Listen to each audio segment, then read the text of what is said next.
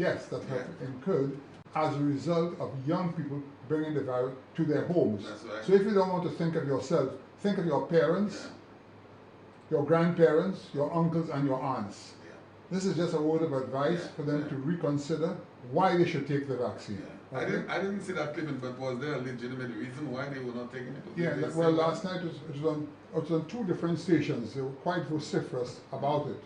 And what they should also do, since we all look at American TV, look at what happened before and what is happening today. Look at the number of people in the old age homes that passed away as a result of young people bringing the infection to their homes. But more importantly, what has now happened, check America. With the vaccine that's just been introduced, it's only it's hardly a month. The rate of death have come down dramatically. So it only shows that it's worth. Another guy said, "Oh, they just got the vaccine. They ain't tested that yet." Yeah, he said so last night. So what I want to say is that this thing has been being tested for the last 18 months. And not only by one nation, by America, by England, by Russia, by China, and by Cuba, and by Venezuela. And they all come up with a vaccine, okay? Do you think all those intelligent people and scientists would produce a vaccine that's dangerous? I have friends in Barbados in the last week that got vaccinated, and they don't have any problems at all. Naturally, some people will have a difficulty because not everybody's body is the same, but by and large.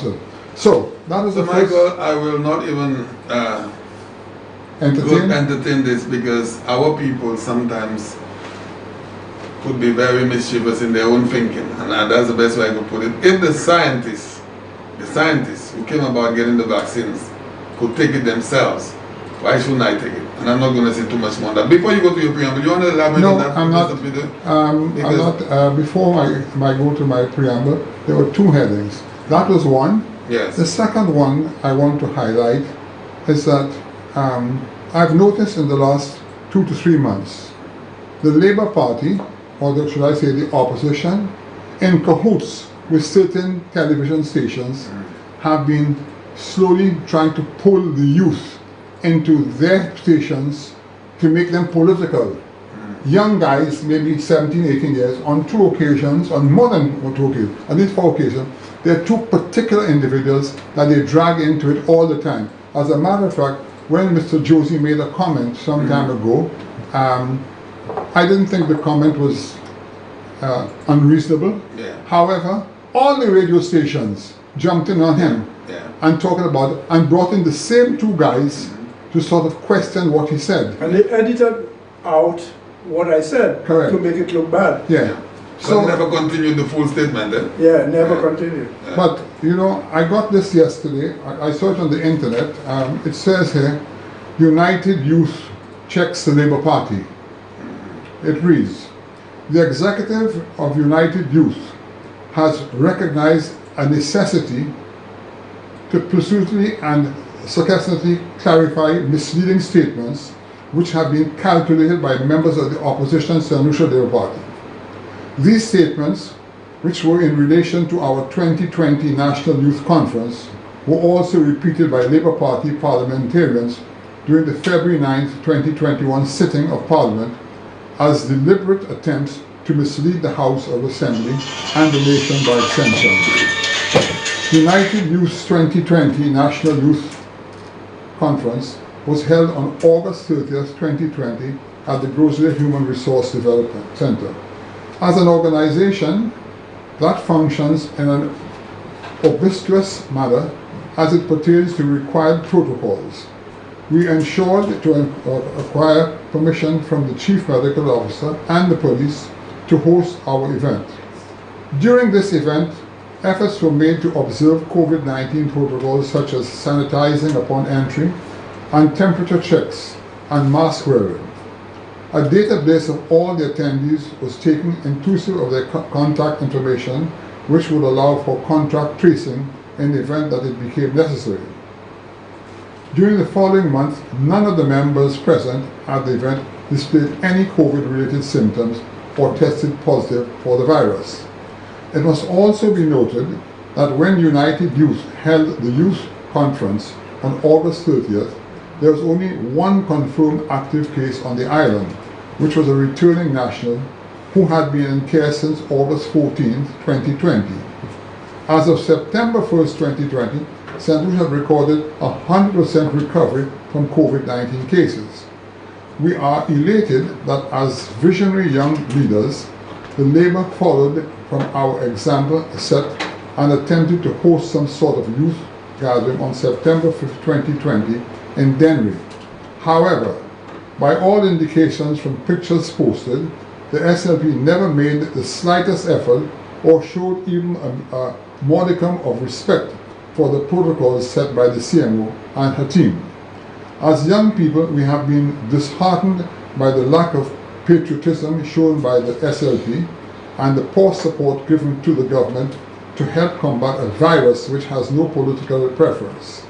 At every opportunity since the beginning of the pandemic, the SLP has gone to extraordinary lengths to undermine the work of the CMO, health workers, frontliners, and the government of St. Lucia.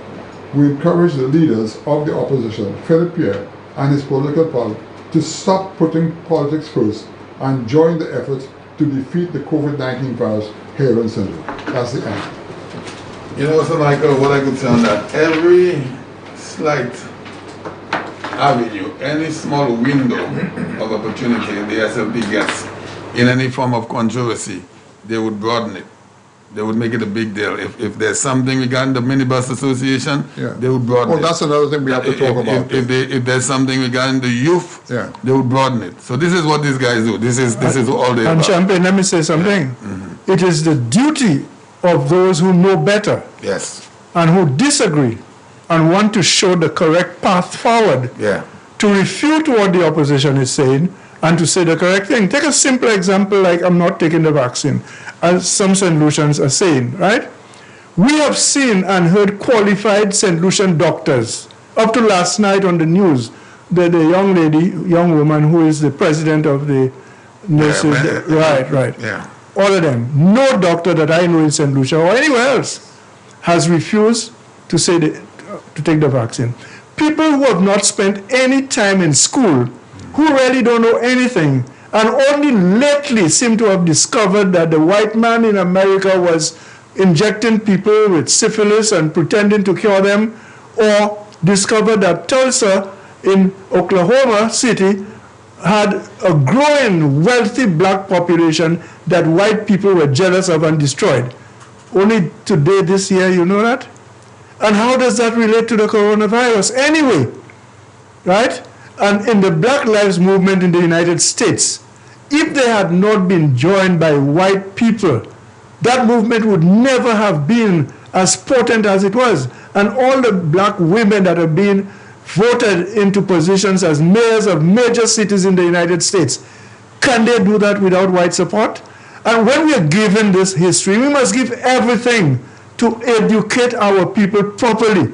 We have said here before, the three of us, when that vaccine comes, we would be among the first. As a matter of fact, I've spoken to Sir Michael outside of this, and I can tell you what I told him. Sir Michael, we have to make a special arrangement, phone whoever we have to phone, so that the two of us can get this vaccine as soon as the frontline workers are done. But what is the one word that... You understand what I'm saying? Yeah, I understand. So nobody can tell me there was polio. I had vaccine twice, I think, one for smallpox and maybe one for polio or measles or one of them, right?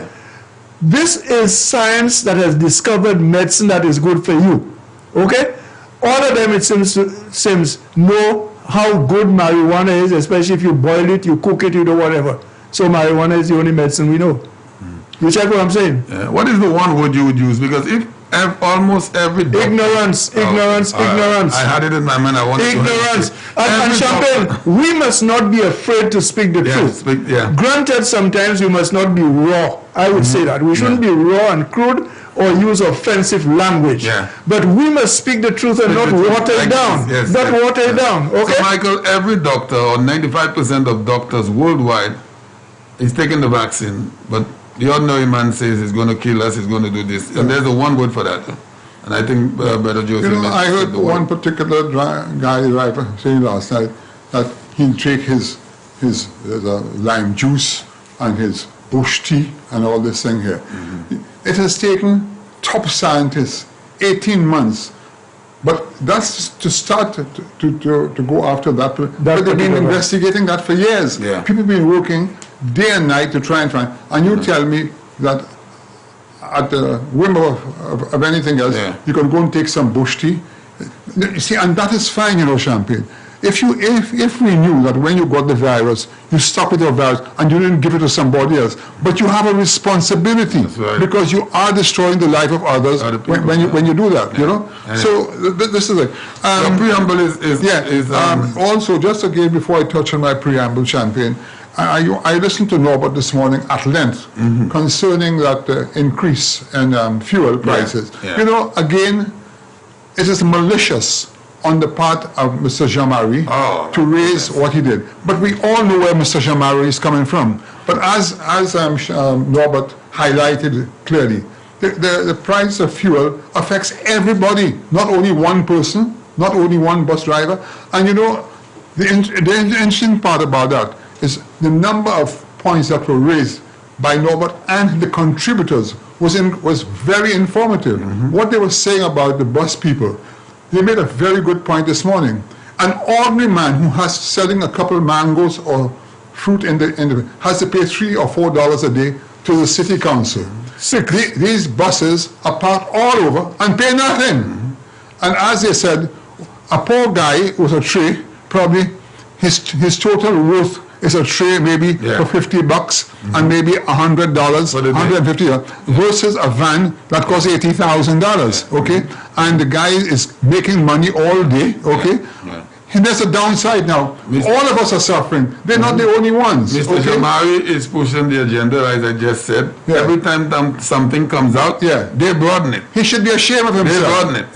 Don't forget, Mr. Jamari was made a senator by Dr. Anthony. He was. But anyway, that having been said, I think, as Peter Josie said a while ago, they will continue to make those comments, and these comments have to be debunked properly and early in the bud to stop this nonsense, to highlight the conclusions, the hypocrisy going out of those. But as Norbert said, we don't manufacture, we don't have fuel in this country. It's all imported. Because if you say nothing, people will believe the lies. And I'm not. When Kenny Anthony does something good, we have to give him credit for it. Under his watch, he said every 21 days he will review the prices, and that has been going on. So what I'm trying to say, and if I'm not mistaken, when the government had put the extra $1.50, they said to the public they would not go beyond $13.95. I think that was the price, subject to correction. It has not even reached there. No. It's 13 something. And they're quick to take Dominica. It sells at $20 at $9. But what they don't understand, Dominica doesn't have to have many cars, so that's not a big income over. St. Lucia is far more sophisticated than Dominica. St. Lucia is virtually at par with Barbados. Barbados is $20 EC a gallon. Hey, it's $13, okay? Because why do you need that extra money? Because there's a number of cars on the island, and you have to repair the roads for them. So there's a cost to that. Mr. Jamari has been in business. I remember that this fuel station when it opened up, I think it's maybe 30 years ago, if I'm not mistaken. And I know some profits has been made. If he wanted to be a great patriot, or to serve the people of this country in some form, and Norbert said it well last night, why don't you take off 25 cents on every bus driver? Not for me, not for you, not for better people. For the bus drivers. For the bus driver. So every bus driver would pull into Jamari and Sons, and every gallon you take off 25 cents. There are two quick points that needs to be made on that. I know the Jamari family. I know both mother and father. They were two decent people. I used to be very close to the father especially, very decent man. I have never heard him in any kind of politics. And I suspect it's because the way he went into business, it was John Compton who was there to assist him. The second point I wish to make very quickly is this, and you just said it, and so Michael just said it. if we let a lie sink into people's minds to the point where they believe it, we will be failing in our duty to the people of St. Lucia, young, old, and middle age. We have to correct every lie that comes. When Dr. Anthony was Prime Minister, the gasoline was higher for a long period. I know that there was a shortage in the world, and I give that. Yes. We have to be truthful. But by the same token, not a cent was of that money that they were making more money of gas, that is Dr. Anthony's government, not a cent of that money, not a dollar, was dedicated specifically for road construction and road repairs. Not one. That's a point we have to never forget. And the fuel prices on the world per barrel was $40. Right. And our gallon of fuel was $15.75. So that, I know we have smart people in St. Lucia, do the math. And we have to remind people, man, some of them pretending they forget. But before you go to your preamble, Sir Michael, one more thing on that. There are other gas station owners in St. Lucia, of course, right? Certainly. All the gas station owners are not Mr. Jamari. Yeah. Why is it always Mr. Jamari who speaks on behalf of that? There must be a reason. If you want me to be raw and straightforward to you, Mr. Jamari was an independent senator put in by the St. Lucia Labour Party.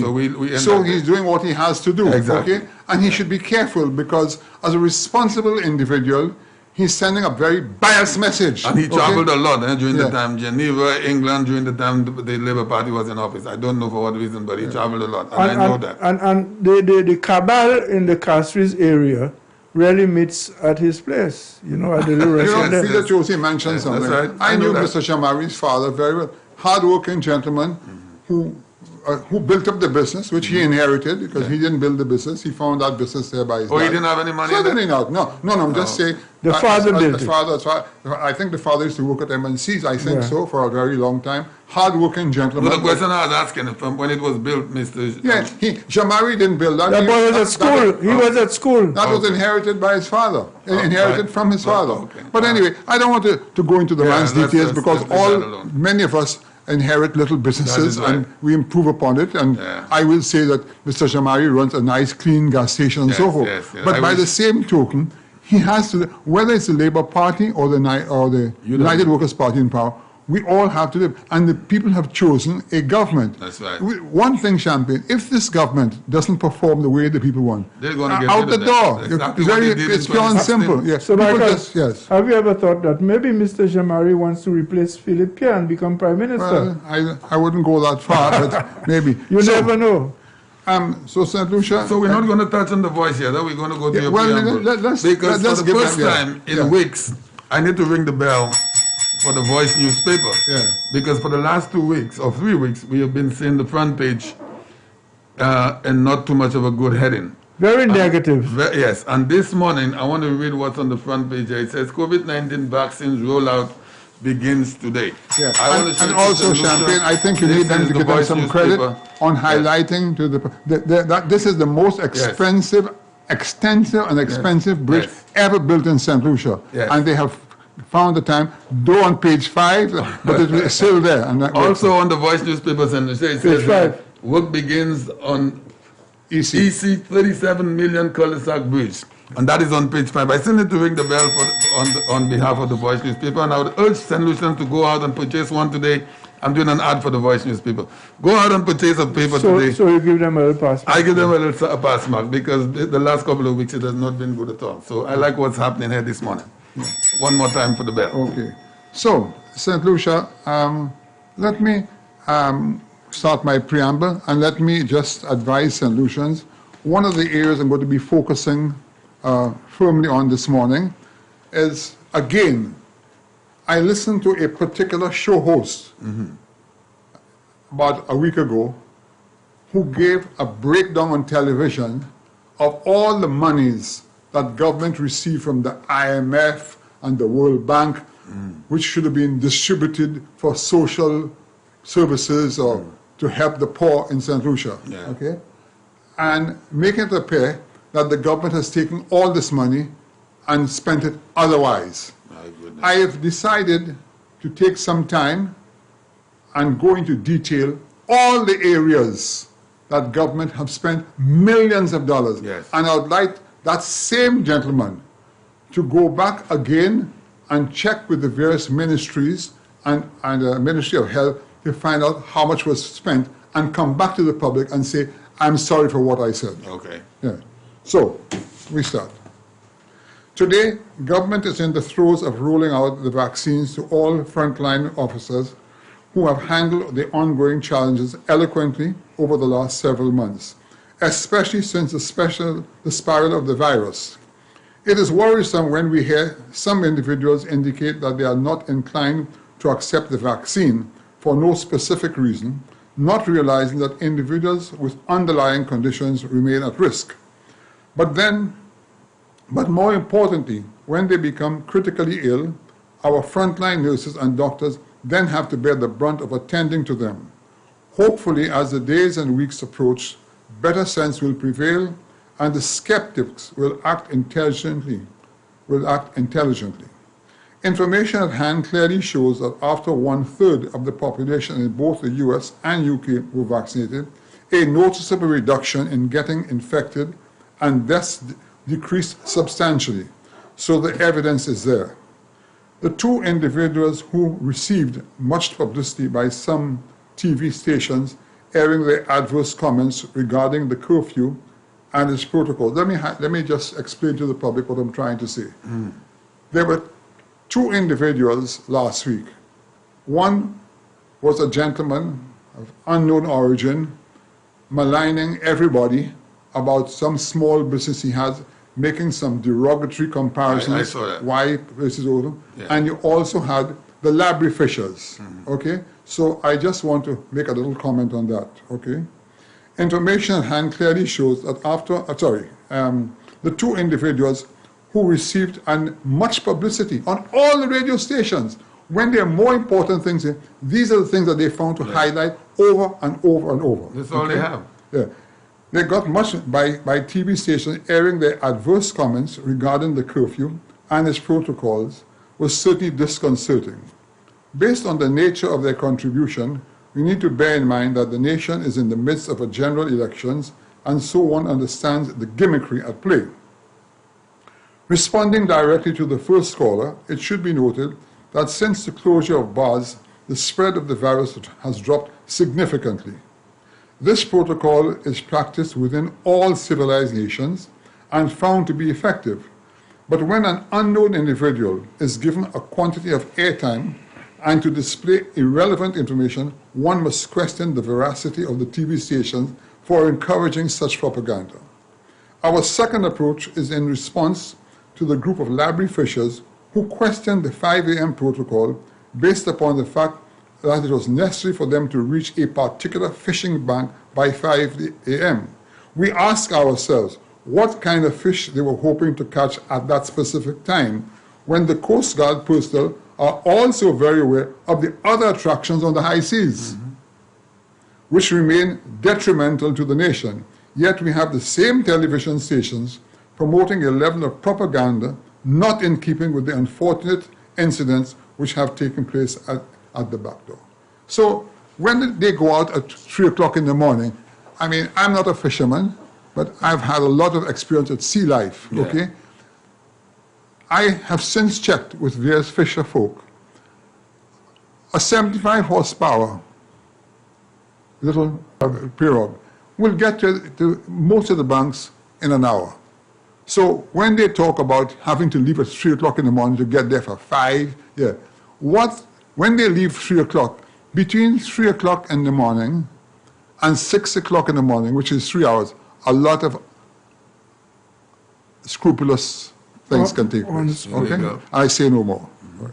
Now, in the last 6 months, there has been a noticeable friendship between certain television stations, more or less based on the upcoming general elections. The opposition and their affiliated talk show hosts have suddenly become quite concerned about the youth. Some 2 weeks ago, Peter Josie made reference to this association, and within hours, the same television stations criticized him for his observations. All he made was an observation. On Monday this week, certain journalists questioned the Prime Minister on the fact that Sky FM appears to be the preferred station for government ministers. We pose the question, why? How many radio and television on Ireland appear to be anti the current government? This is both a major and sensitive question which needs to be truthfully addressed in order that both sides can move forward in a holistic direction. But I'm going to say one thing to the person who asked that question. Yeah. We accept invitations to homes that accept us. Yes. Those that do not, there is no appetite to go into that. Into a home where there's any hostility. And that is my response. In fact, if you've been given an invitation to a home, this Correct. is where you go. Yeah. On Monday this week, certain journalists questioned many of us may have watched the ongoings within the U.S. regarding the proposed impeachment of Donald Trump. But political parties must learn from the errors created when 45 Republican senators decided to support a former president who was clearly guilty. The Republican Party may have signed their death warrant on February 13, 2021, based on that unfortunate situation. We now say to the SLP to take note of what transpired and ask yourselves whether there are any similarities between what happened in the U.S. and their modus operandi at this time. I make these comments today because they never want to look back at the past. Remember Plywood City, what happened, okay? Remember the various incidents where a certain individual said this is going to be the nastiest election, that a plan was hatched in St. Lucia to affect Dominica. Yes. This kind of propaganda is not good, okay? Even though it may be appetizing at the time, it is not a good situation. Now, in my initial discussions, I said that I'm going to deal with the what is going on in St. Lucia as far as this government is concerned and what they have done, okay? All right. This week, we wish to focus on the ongoing developments in St. Lucia, and I'm saying that clearly,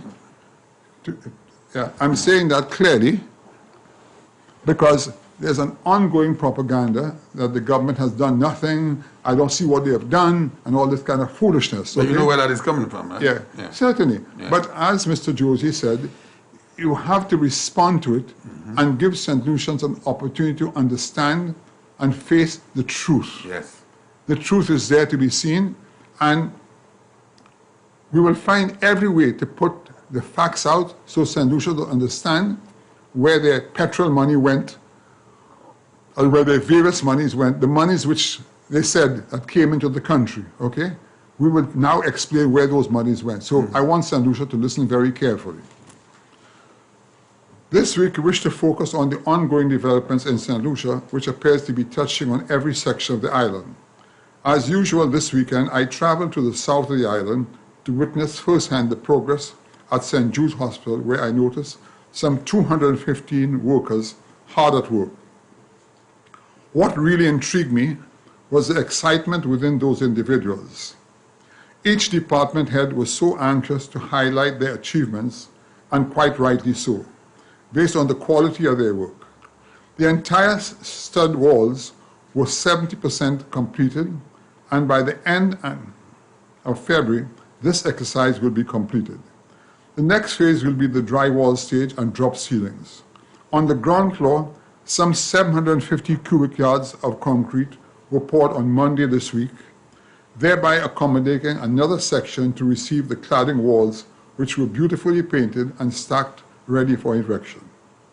The structure to accommodate the 3 standby generators was being marked out for erection. I was informed that all the pre-designed toilet and bathroom fixtures for the various rooms were scheduled to arrive from Trinidad momentarily. While all special doors for the various rooms and services have all been shipped from Canada, the windows of the entire complex were fabricated by a German company and are presently on their way. From the hospital, I went to the terminal. The first 10 piles for the HIA terminal have now been driven, and as time progresses, the team responsible for this part of the job expects to improve the rate per day. My understanding is that a second bit of pile driving equipment is scheduled to arrive in the next couple of weeks to increase the daily production. At the north of this site, a new entrance road is being constructed as a backdoor facility for the terminal. From there, I went to Ojo Labs. Both of those institutions are increasing the employment requirements based on new contracts received, but more importantly, the level of work produced by the individuals working from home continue to improve significantly.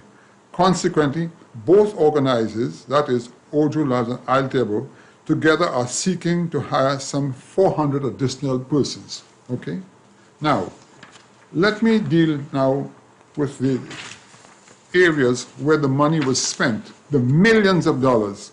So the various individuals asking about the monies received. Here we go. Did the individual give a figure? Did he say how much money?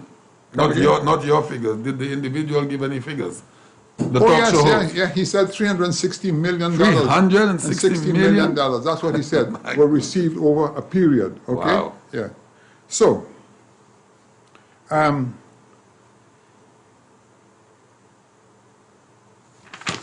yeah. Where did the funding, Where did the funding originate from to convert the 200-room Victoria Hospital into a respiratory clinic for COVID victims? Bearing in mind that the government had to start from scratch, millions of dollars were spent for that project. Now, let me say something to the public. We all knew the condition of Victoria Hospital. The SLP government spent $180 million for the St. Jude's Hospital, which by their own admission was only 50% finished. 50% finished. This administration retrofitted the Victoria Hospital, which today anybody can go there and see it. It's almost like a 3- or 4-star hotel. The rooms have been upgraded. Everything has been nicely cleaned up.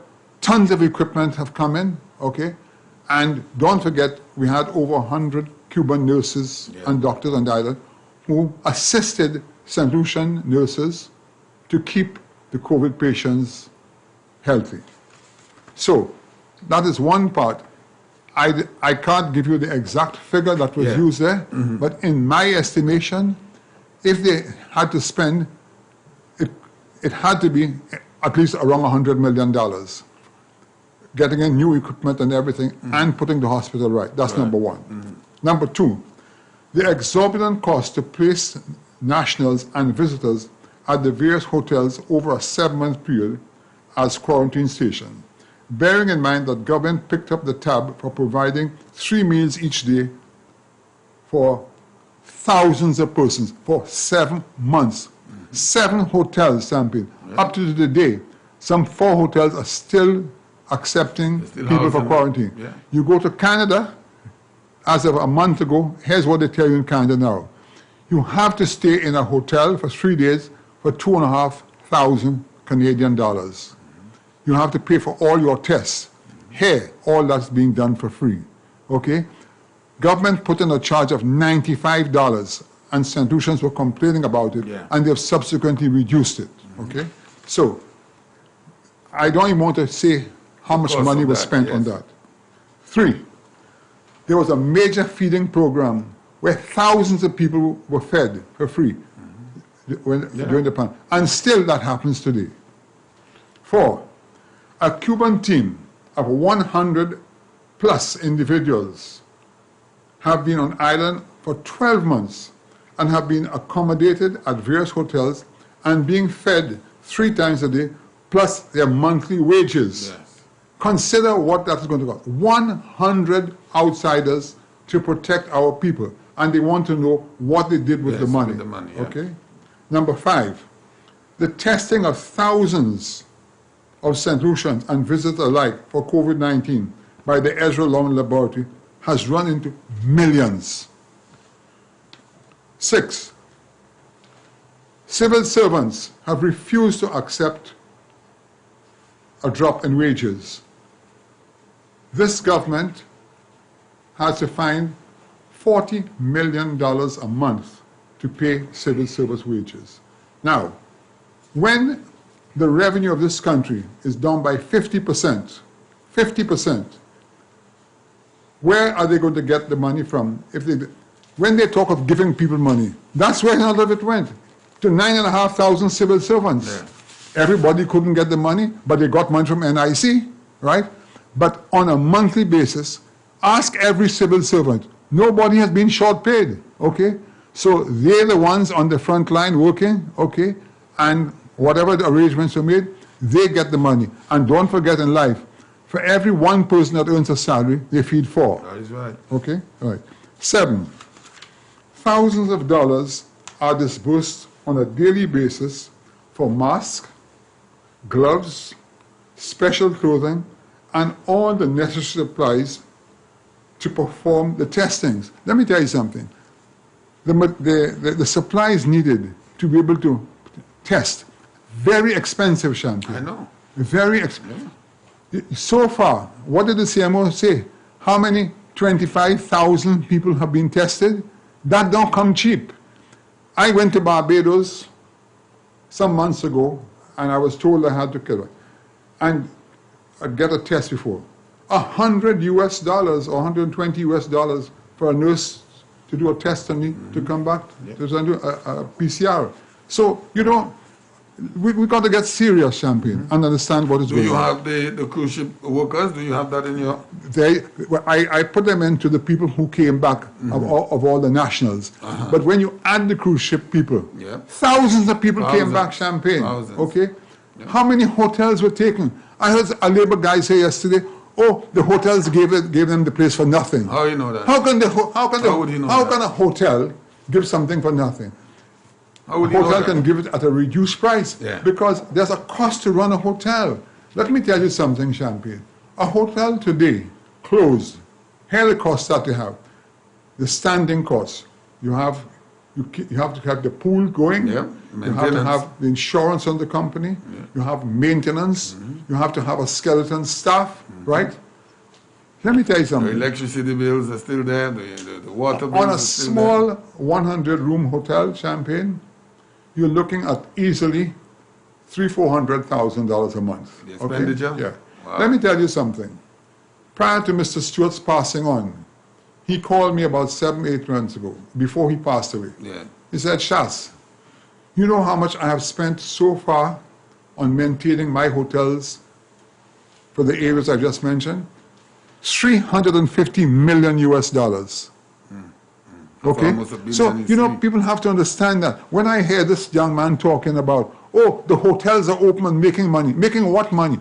Let me tell you something. When you open a hotel and you're still not meeting you're in trouble. If you don't have I'm not going to call names. There's a particular hotel up north, one of the most beautiful hotels in San Lucia on the north of the island. Okay? And the owner said the amount of money he has lost because twice he had to open and close, paying people all sort of, I'm talking of the visitors who came in and didn't get what they wanted. They claimed a refund. Yeah. It's rough business. Yes, it is. It's a rough business. And I think we have to understand that and send the right message to St. Lucia because we are a set of dreamers, some of us. Yeah. And what they do, they use a mouthpiece of some jokers. Yes. And there's certain stations that keep repeating this thing over and over and over. And we are here to debunk that. The setup at the Hivano airport, that mini hospital, that took a lot of money to set up. A lot of money. And you have people working, there's a staff every single day. Let me tell you something. It's like an open tap champagne. It's a lot of money going out. A lot. I have some other points to make, but I'll allow Mr. Josie to go ahead. Yeah, but people that don't know any better, the hotels gave it for free. The hotel owners gave up the hotels for free. That's what he was saying? Yeah. Can you believe how can you do that? You know? Anyway, over to you, Mr. Josie. Yeah, thank you, Champagne, and good morning again, listeners. I have a very simple thing to say this morning in support of what Sir Michael just said. We, as a people, and people generally outside of St. Lucia, everybody, ought to learn to praise good work done, regardless who did it. We have not learned to do that. 42 years ago, St. Lucia became independent, an independent country.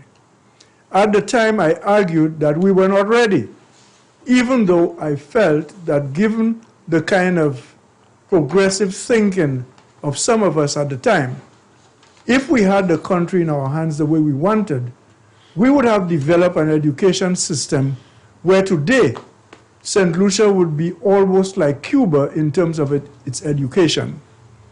Now you see the comparison I made. I could also say in comparison to Singapore. In these two countries, especially Singapore, people, the governments, have placed 100% emphasis on educating their people. And that was long when we became independent in 42 years ago. Some of us had said that. In fact, the last program, I think I told you that Leon Hess had invited George Odlum and myself, because Leon Hess, as a businessman, knew where the pulse of the country was at the time. He invited us to have breakfast with him at La Toc Hotel, as it was then, and asked us. He was prepared to take us to Puerto Rico or somewhere in the United States to see hospitals and to choose one that he could build for us, for St. Lucia. And we said we prefer him to build schools. And I repeat it today, that 42 years ago, if we had insisted that everybody under the age of 60, because some people feel once you have reached a certain age, you shouldn't be going to school or learning anything. That is nonsense. Okay, we have seen what the Cuban government helped last year. There were people graduating for the first time, learning basic skills. So I'm saying that as we are approaching 42 years since independence, it saddens me because I was there, I was in the meat of the independence movement. I was in it as an opposition member.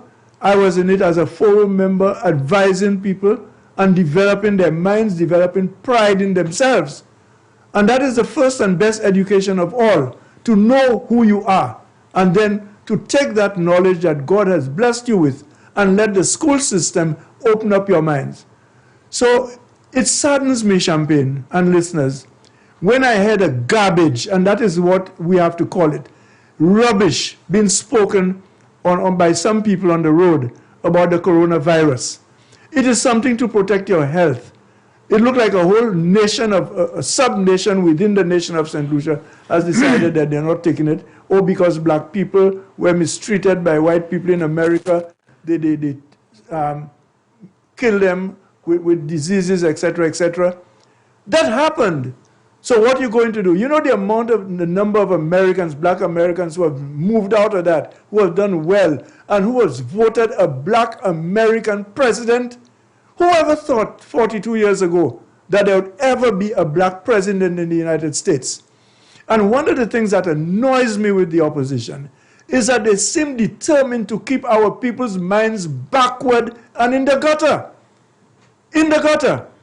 And you could hear the emotion with which I speak about it.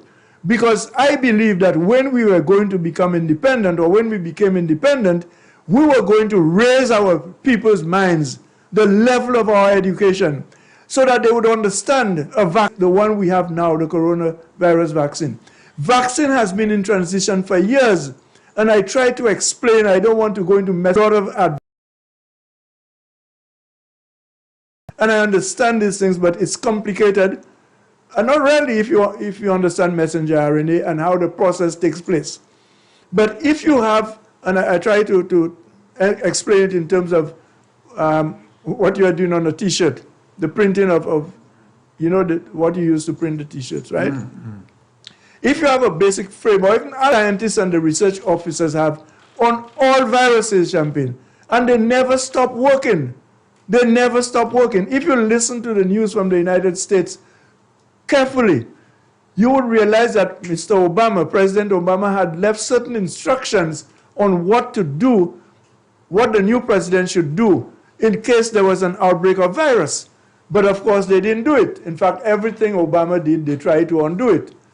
So this is not a thing that is totally new. The thing I'm talking about now is the vaccine. It is not totally new to scientists. That is why, and President Trump, to his credit, said that they had to do it at warp speed, W-A-R-P, warp. And that speed is faster than sound or light. It didn't really happen at that rate, obviously, but he said warp speed to emphasize how rapidly and how urgently they needed the virus. He may not have followed up by injecting people. All it proved is that they were determined, the American president and the American people seemed to be determined, the scientists, to get a vaccine as quickly as possible, because that coronavirus was the worst they had seen in over 100 years. And I heard a caller asking Norbert, or was it you, on my way down, has anybody in this life in St. Lucia ever heard or seen of a vaccine that was so dangerous? A virus. None of us. A virus, sorry. Yeah. The vaccine is the cure, the virus. None of us. People who are older than us. Sir Michael Chasney is about 5 years my senior. I'm sure he has never seen that. Never. So this disease needs to be controlled. And everybody, every scientist, every doctor, from the CMO right down in St. Lucia, every doctor, every nurse tells you that the virus loves to spread by people-to-people contact, being close, in a droplet. It can even come through your eyes. That is why you have to wear the mask as often as you can. In fact, every time you're in public, you should wear, to protect yourself and others, because you may have it and you don't know. To keep washing your hands, sanitize, and to keep social distance. So if somebody sneezes, they don't send droplets that you breathe. These are simple things, but I noticed on the news last night, I was watching the television news, and I see a lot of St. Lucians, and I must congratulate them. We cannot criticize when criticism is due. We can't do that. But when praise is needed, we have to praise also. And I want to praise the people of St. Lucia, because when people on my television screen or when I drive around, I see a lot of people out of that way, and the figures are already beginning to show it. The incidence of infection is going down, and that is what we want. If the small businesses that the Prime Minister allowed to open today, including SNS, which seems to be a god and savior in St. Lucia these days, I must go to SNS one of these days to see what it is. Observe. I'll stay outside and see what it is that people are buying so much that only SNS can provide it. That's besides the point. The important thing is, we don't want people, and I say we as a St. Lucian who is interested in making sure we get rid of that virus. We don't want people to be rushing anywhere, crowding the place, just because they want certain items. If the place is open, it's open. That's what you wanted. So SNS is open now. Okay? And I hope to God we behave ourselves in such a way that we do not spread the virus. And as I said, we have to praise good work done regardless of who did it. And Sir Michael Chasney has given evidence every time he comes here, he speaks about it, of all the good work this government is doing. And even though you are blind, you can feel it, because blind doesn't mean that you are dead. Sometimes blind people can feel and hear. Not sometimes, most often, a blind person, a person who is impaired sight, a person whose sight is impaired, can usually feel and hear better than those who have their full vision and everything like that, right? So that is the point, and I have to repeat, we have to praise good work done regardless of who did it. And you have to be a person who is totally not alive to feel or to hear that the Prime Minister is not doing a good job, and of course with his ministers, because he cannot do it alone. The Prime Minister is one person. He has a team with him.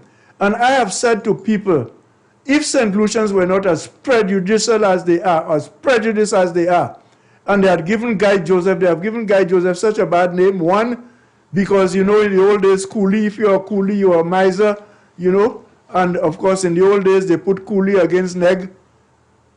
If Guy Joseph was not called a poodle and people believe and think so, and the person who called him a poodle, that person's mother is an Indian like Guy Joseph's mother. Guy Joseph would have been Prime Minister of St. Lucia today, or immediately after Prime Minister Alan Chasney gives up. He has the energy, he has the vision, he has the know-how, he has the capacity to work, and we can see that. And Guy is only one. Stephenson King has the experience and is doing what he has to do.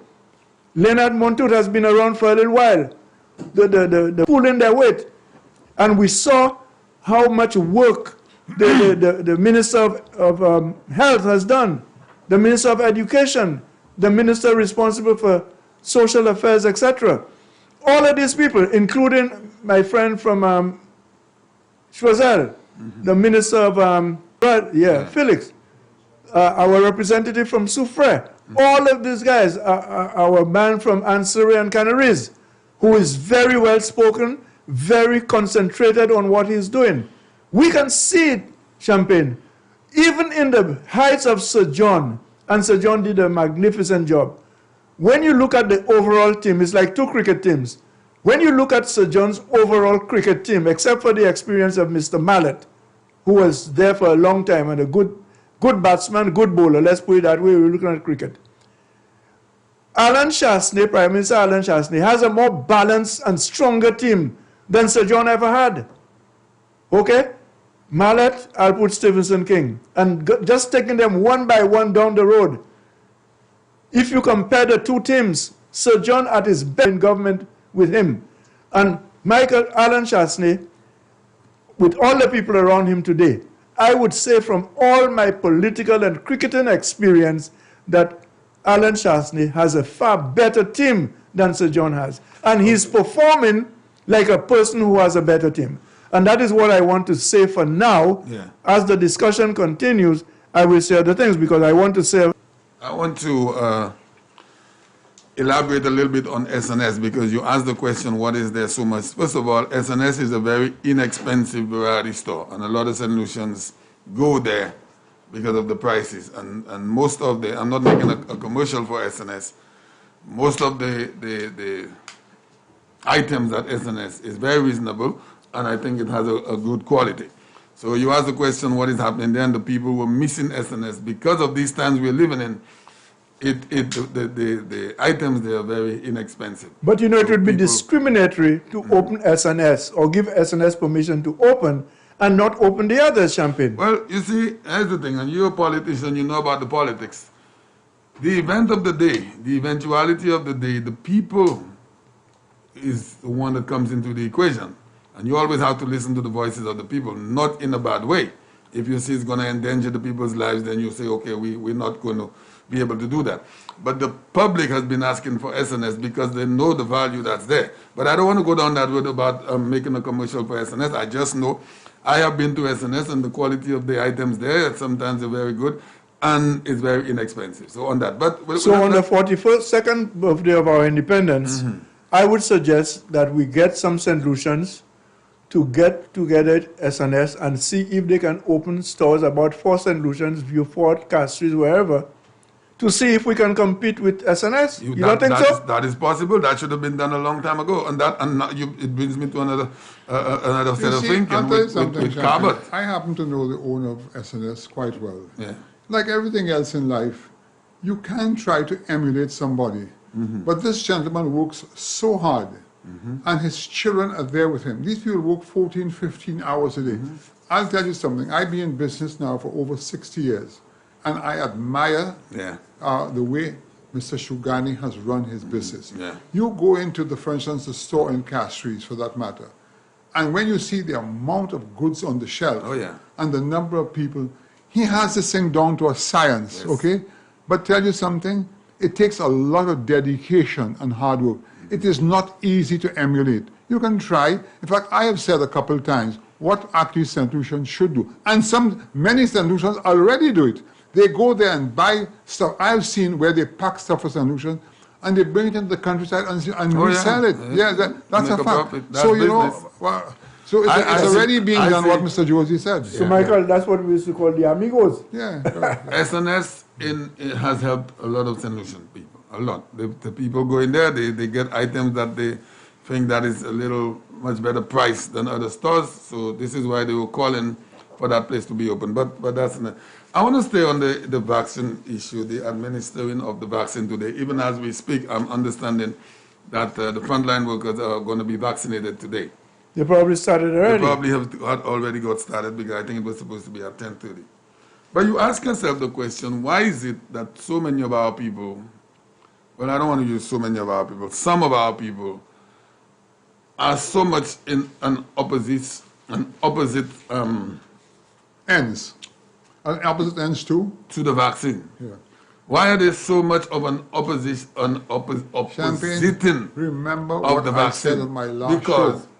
Education, education, education.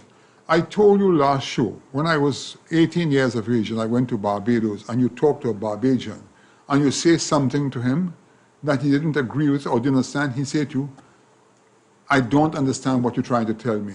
Explain what you say. There are problems with some of our people. Hearsay. One guy says it. They just drink it. Yeah, I looked at the 4 people last night and I was amazed listening to those people. I cannot believe in the year 2021, people will still talk that kind of crap, you know? Nonsense. But why would they continue to oppose it, not even knowing? Champagne, education. Yeah. They're not educated, Champagne, and they follow people like slaves. And as I told you, let us assume the man was right and say, I don't want to take a vaccine. But he's not thinking beyond what he's saying. He has a mother, he has an aunt. He's a young, strong, strapping guy. He develops the virus. He doesn't know when he goes genuinely to help his mother or his aunt and infects her. And that's the message which we have to try to get to those people. That even, let us assume you don't want to take it. These are the repercussions that you will have. Years ago, I remember when I was quite a young chap, when tuberculosis was around and there was no cure for it. And there was a guy called Dr. Bayer who was giving a speech once, and he said he's going to talk about tuberculosis. And quite a few people went there. I was too young to go, but you know what he said?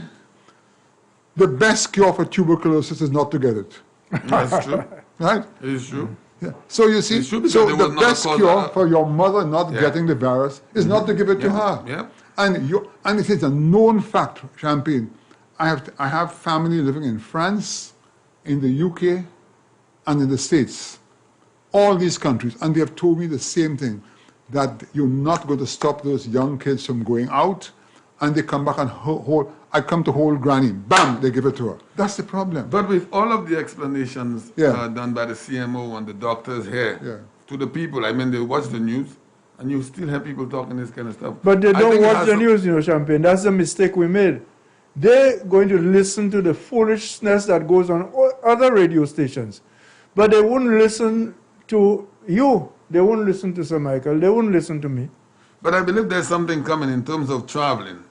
And I believe, I'm predicting that the airlines will not allow you on their They flights. will not be able to leave St. Lucia without a certificate that they've been vaccinated. So they will find out. You will not be allowed to travel. Time is kind of short with us. I think we've highlighted that enough. Hopefully that some people have listened to us. But I just also want to highlight to St. Lucia today what is happening under this administration. Okay, what is going on. Again, in the south of the island, what did I see? Mr. Brian Dyer, young entrepreneur, has bought some 7 acres of land right adjacent to the Coconut Bay Hotel, all flattened, and work has started it. He's building 22 townhouses, a small shopping complex, and a couple high-standard restaurants. You have to hand it to the guy, okay? But that has already started, okay? Probably finished in 16, 18 months. How many people who go down to Vieux-Fort, you included, want to go to a decent restaurant? None. There's none. Okay, right. You mean there are no decent restaurants? That's right, no decent restaurant. Now, also Mr. Brian Dyer, what did he do some year ago? He started 30 residential homes in Cedar Heights, put in beautiful roads. I was talking to a subcontractor of it. He said, Mr. Chasney, within 7 months, every spot was sold, and already 5 beautiful homes have started. So that's like a new Rodney Heights in Vieux-Fort, in Cedar Heights. I know the place. You know the place, okay? Then, when you drive along, remember where the Skyway Hotel was? Okay, what is there today? OECC, who will be here for 2.5 years, have done a tremendous job in transforming that hotel. Beautiful Champagne. You have 3 floors. Ground floor, all the employees, the officers, the contractors have their offices. On the second floor, the assembly, and on the third floor, all the people, the technicians who have come before are living there. Now, that brings money into the country, okay?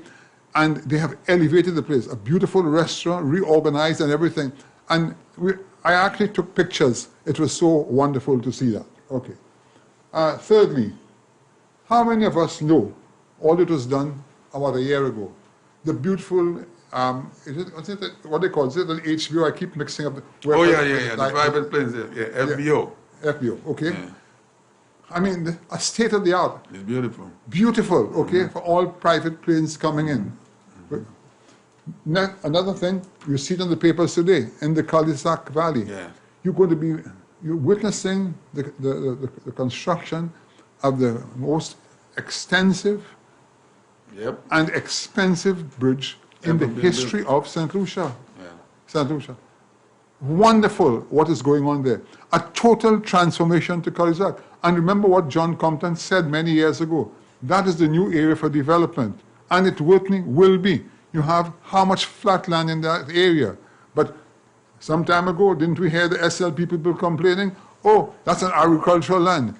Where were they 30 years ago when Hess took 600 acres and developed? How many of us know that the land in cul-de-sac is not the best for agriculture because a lot of salt water infiltrates there and creates the soil content. Yeah. It can be done, but we have other beautiful lands. So this is a nice flat area, 10 minutes from Castries. And it took a beating with a lot of chemicals during the banana Correct, days. Yeah. Then, the other thing, you have, look at what's happening right in Castries over last week. They were doing all the soil tests for the police headquarters and the Hall of Justice. All the soil tests have been completed, the borings now, and they have gone to, sent into the DCA for approval. As soon as that goes, you have a project starting there. Can you imagine when you can walk at the back and you see such a beautiful facility, how it raises the caliber in St. Lucia of the real estate? Then, have you seen the new outdoor marketing area that the government has put adjacent to the... the fire station. Yeah, the fire station there. It's coming on absolutely really beautiful, really pretty. Okay? Yeah. And you have... I would love to manage that. You have spots for about 50 different people. Yeah. The center will be parking, and everybody will be programmed around, and not what you see now at the Dyer Mall, that confusion. Okay? So Michael, let's hope it stays the way it is designed to be. It will be, because I understand they have put a manager in charge to ensure that they just don't go and drive everywhere and do all this kind of thing. I would love to see that. Yes, St. Lucia. So these are the areas. I want to take before I go over to Mr. Peter, I want to go down the road there with the former Prime Minister, because we all know what transpired with Grindberg, with our seabed. And we knew what transpired with late last year. We heard about the foot of the pitons with the heritage site and other things from the former Prime Minister, and that's Kenny Anthony. But I could not believe that Kenny Anthony, out of all people, was talking about what is going on down there at the mouth of the ocean at PI regarding sand mining. Now, he didn't literally say anything about sand mining, but he said they were damaging the beach at PI. I mean, how smart could one be? I mean, on a PhD, sometimes a bachelor's or a master's degree doesn't make you a very smart individual. Here we have an excavator on a 20-foot high pile of sand in broad daylight. I mean, if someone was going to do some sand mining, you think that individual would take out a huge excavator, putting on at least a 20-foot pile of sand in broad daylight in the open for everybody to see. I mean, couldn't the gentleman figure out, before he put this thing on his page, figure out, you know what, no one would do that in broad daylight, and they wouldn't have that huge excavator doing some sand mining. They're probably cleaning the mouth of the beach, or taking off the sand, or desilting the mouth of the beach. I mean, when I saw that thing, I couldn't believe that was the former Prime Minister. And the sad part? Only last week you had all this controversy where they were actually sand mining in Labrie Village, and when the government took action to stop it, what did you have? Massive criticism. I mean, come on. I mean, you don't have to listen to me. Listen to me. This is an individual, in my mind, who has not been the best when it comes to these kinds of things. We know about Jack Weinberg. And we know about the heritage site down there at the foot of the Pitons. We know about Ochumel. If he had allowed me to make that statement, me, Champagne, which I would never make a statement like that because this is silly. This is broad daylight. Who would put a huge excavator on a 20-foot pile of sand to say that you're doing sun mining? Brother Peter, you know, sometimes you hear these things. It's because the guy is idle, man. Give the idle minds work to do. But if his mind is idle, he'll look for tut kakani zo pisani wasin. You know that saying? But what strategy is that? Is that listen helping to me, you? Listen to me, Champagne. Do not dwell on this guy. This is the past. The only thing we can speak about this past is to see how we can improve and maybe one day to get a solution to Weinberg. I'm sorry, but I'm not dwelling on him. I'm dwelling on the stupidity of someone of that caliber would be making. But Champagne, you see your problem, and I'm coming back to it. I spoke to you last Wednesday. Your problem is you think that everybody who went to university... No, I don't think that. You sure? No, I'm positive I don't think My brother, let me tell you something that he should do for Viewport right now, the man you are speaking about. He should ensure that Cedar Heights has electricity. You heard Sir Michael spoke about the lots that were surveyed and purchased, and how nice people have started building 5 houses. Yes. There are buildings that went up. Let us give Dr. Anthony credit for starting what he called Cedar Heights. Mm-hmm. How can you have this nice development and the people have no electricity? Is there nothing that Dr. Anthony can do to speak to Lucy, like speak to Stevenson King, because at one time you all were trying to romance Stevenson King to soften him up so that he can come on your side? Speak to somebody. But let me not waste my breath on that. I want to ask the Prime Minister of St. Lucia and people who are listening to me, including his father who is on my left, to ask the Prime Minister to put in some electricity. There are poles already. The electricity poles are there already. Put in lights for the people on those poles. People have asked me. I've not been down there myself personally, but people would not call me and ask me to do that for them. And one of the things I learned in politics in St. Lucia, if anybody who is desirous of getting something done feels that you have a power or you can help them, you have some influence, they will come to you. So that Monday night I was listening to you, I heard when Rick came, called, and Guy Joseph, one of the things he said that stuck in my mind is the number of phone calls he's getting. Why? Because Guy is very active. He's on the ball. He's always working. And if people feel that Guy can get things done for them, they will call Guy.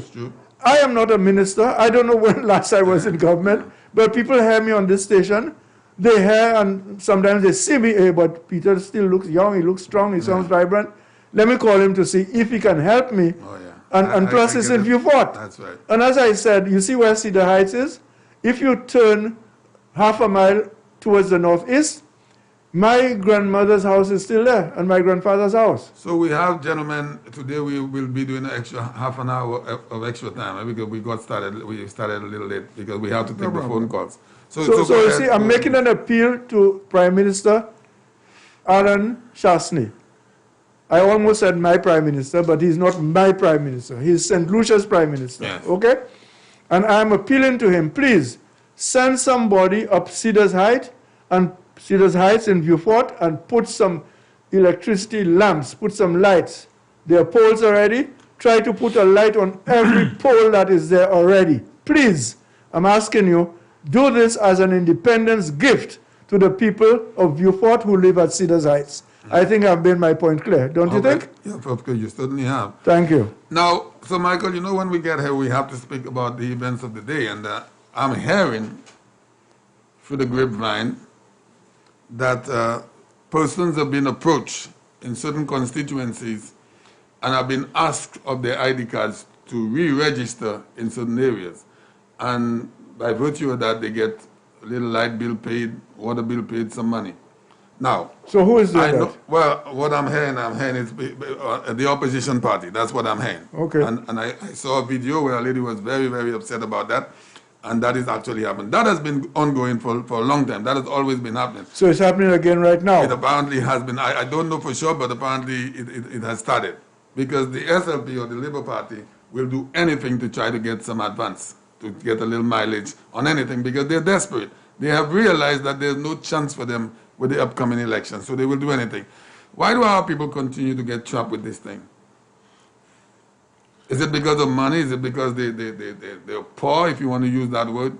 Is it because they are fooled? What do you think it is? Champagne, I'll be honest with you, I can't answer the question. I personally can't answer the question. Why? Wow. I did not hear about it.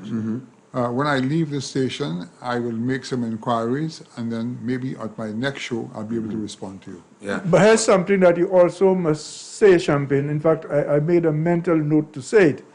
And that is, in the banana issue of 40 years ago, or less than 40 years ago, maybe 30 years ago, you remember the thing used to have the most, the government owes money.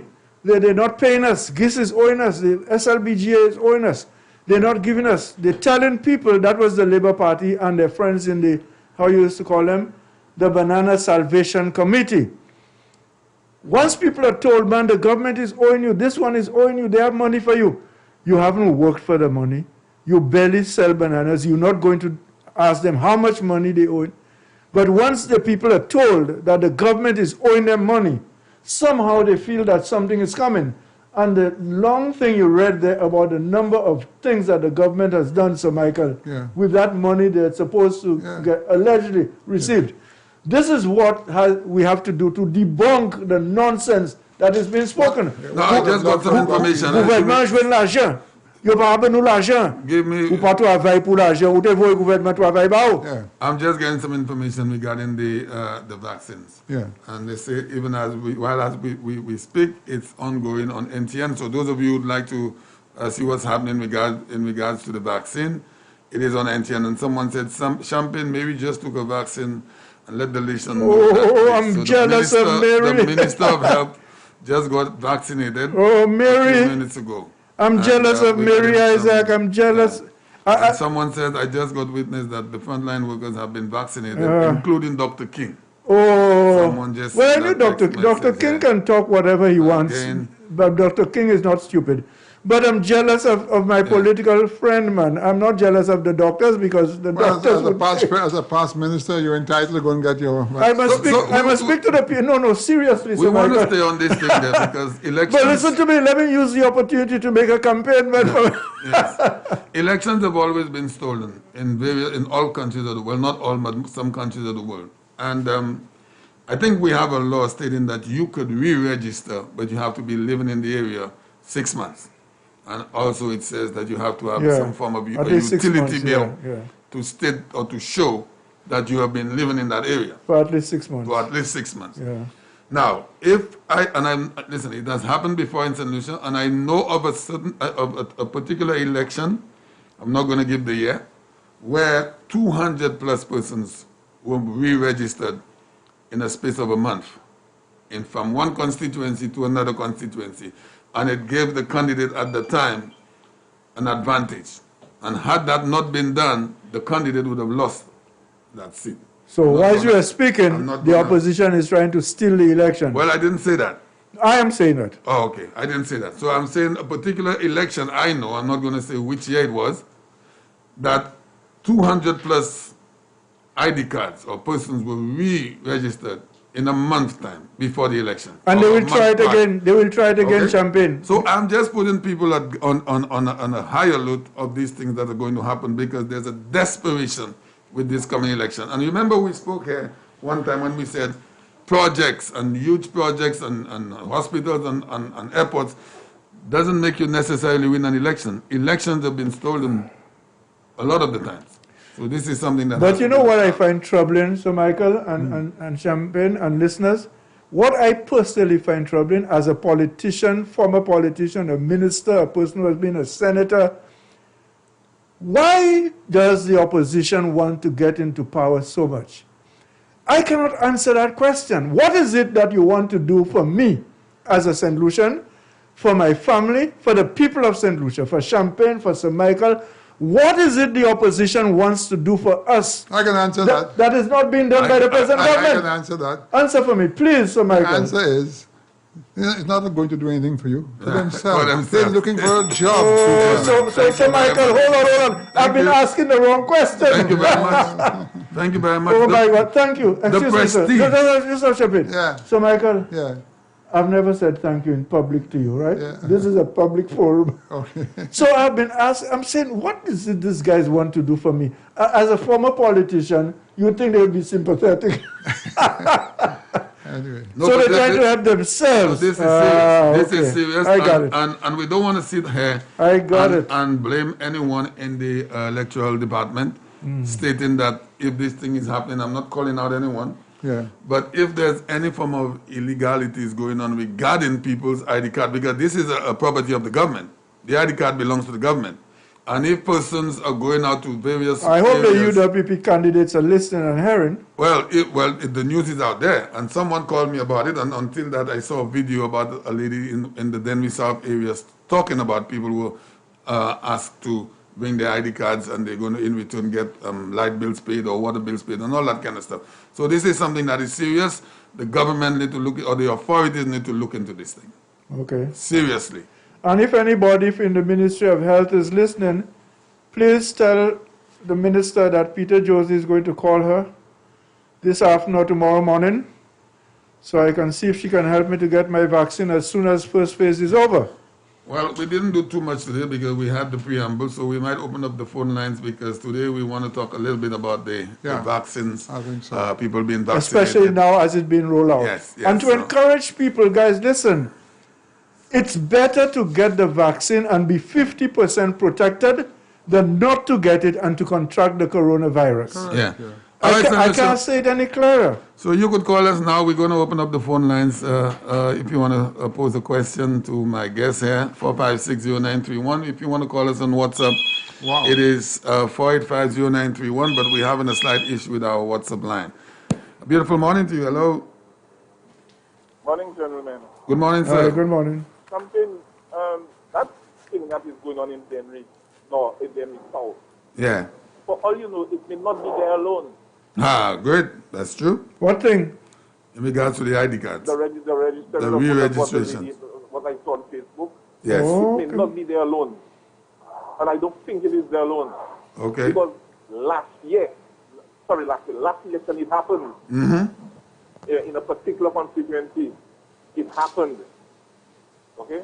And in that same constituency, people who have voted at a polling station for years, for how many elections, they was found fat. They couldn't vote in the constituency anymore. So, Kola, whose responsibility it is to make sure this thing doesn't happen? Isn't it the electoral department? Boy, because if you have been voting in a particular polling booth on an election day, and your name maybe end up in answering, you did not go and put your name in answering. No. The candidate didn't go and put it. Should not be there. Beg your pardon? I said the name should not be in answering because you never voted there. But what I'm asking you, who put it there? Well, you didn't, so who did? Who? I don't know. I don't know who did put it there. That is a question that needs to be answered. That is right. If you didn't put it there yourself, who did? And it's registered. And it's registered. Now, the first thing is, how did that individual obtain your personal ID card to put your name down there?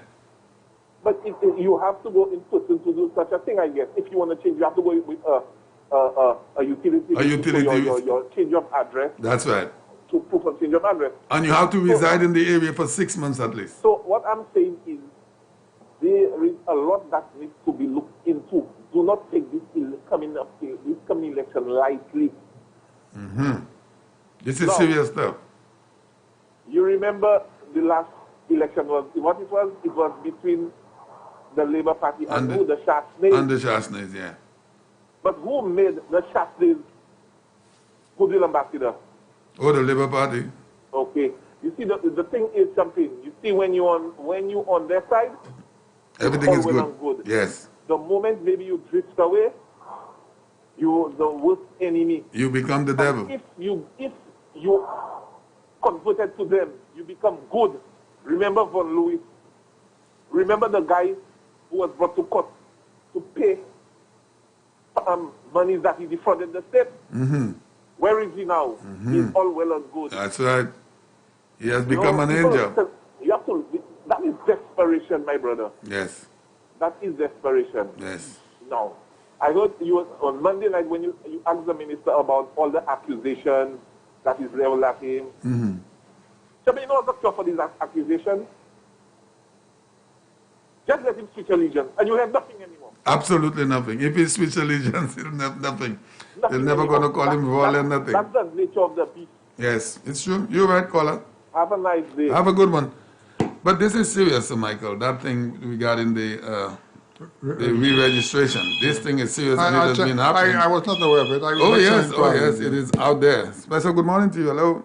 Special good morning to you, Good morning, sir. How are you doing, I'm doing good, thank you. Good morning to your guest. Morning. Good morning. Yeah, Champagne, I have said on your program, other programs, that this election is very serious. It's the mother, the father of all elections.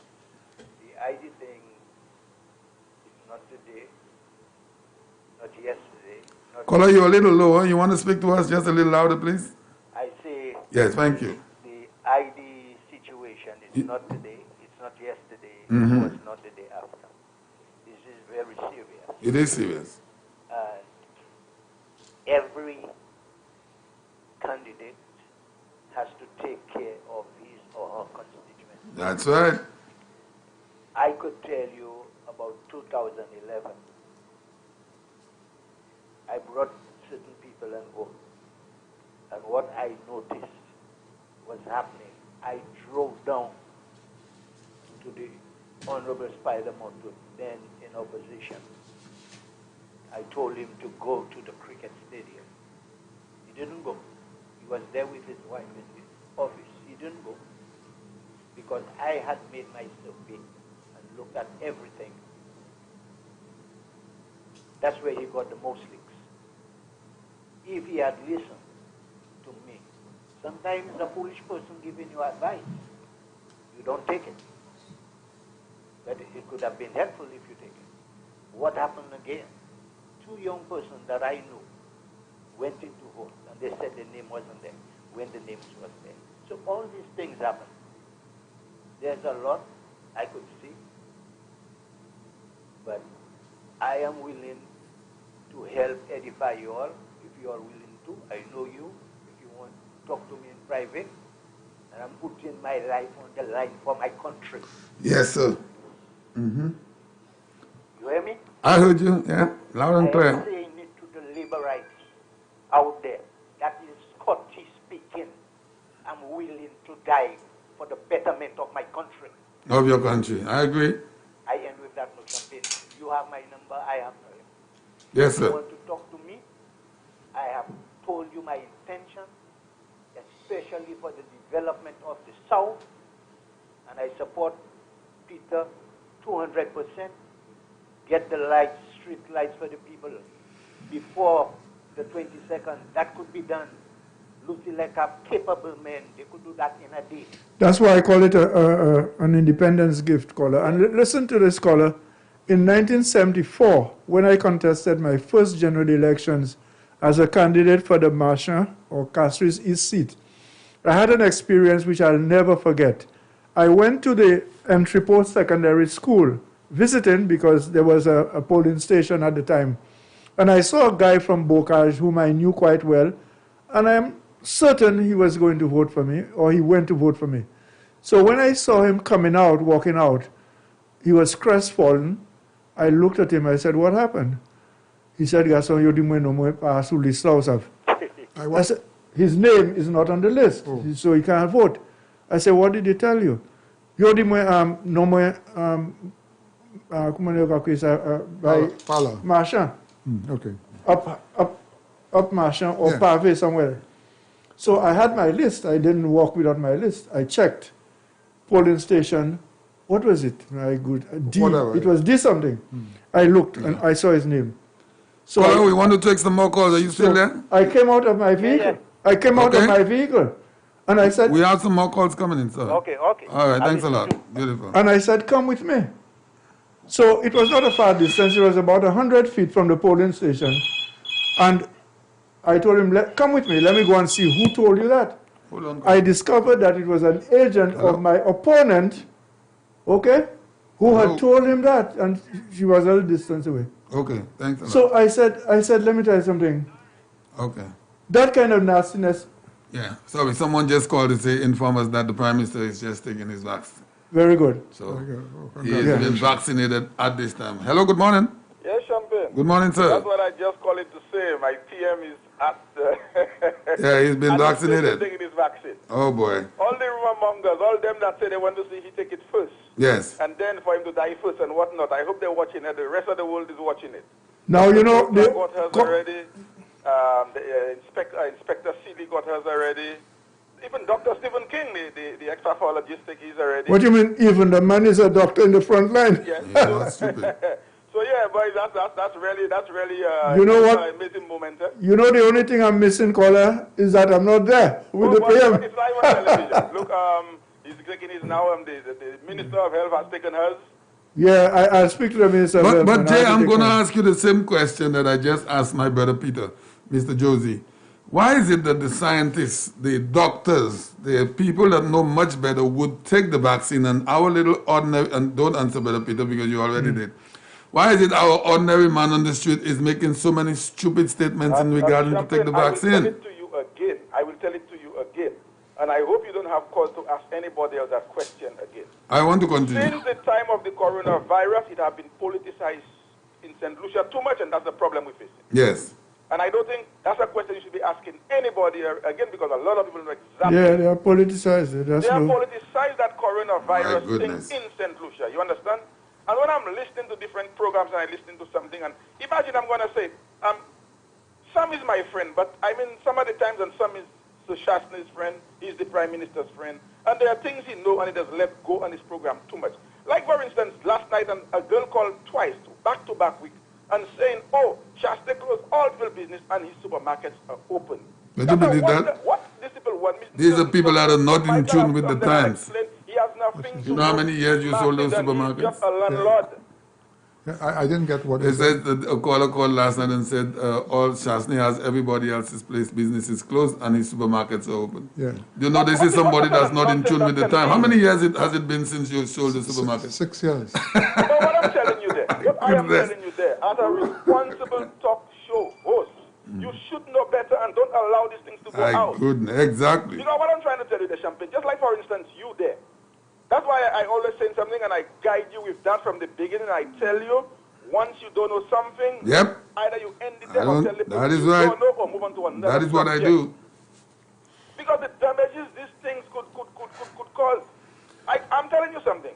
St. Lucians are happy that Shastner family don't believe in lawsuits and taking people to court black is white, you know. Because a lot of the media houses would have been shut down by now. Especially the one in the morning, every morning, full in the blood of garbage.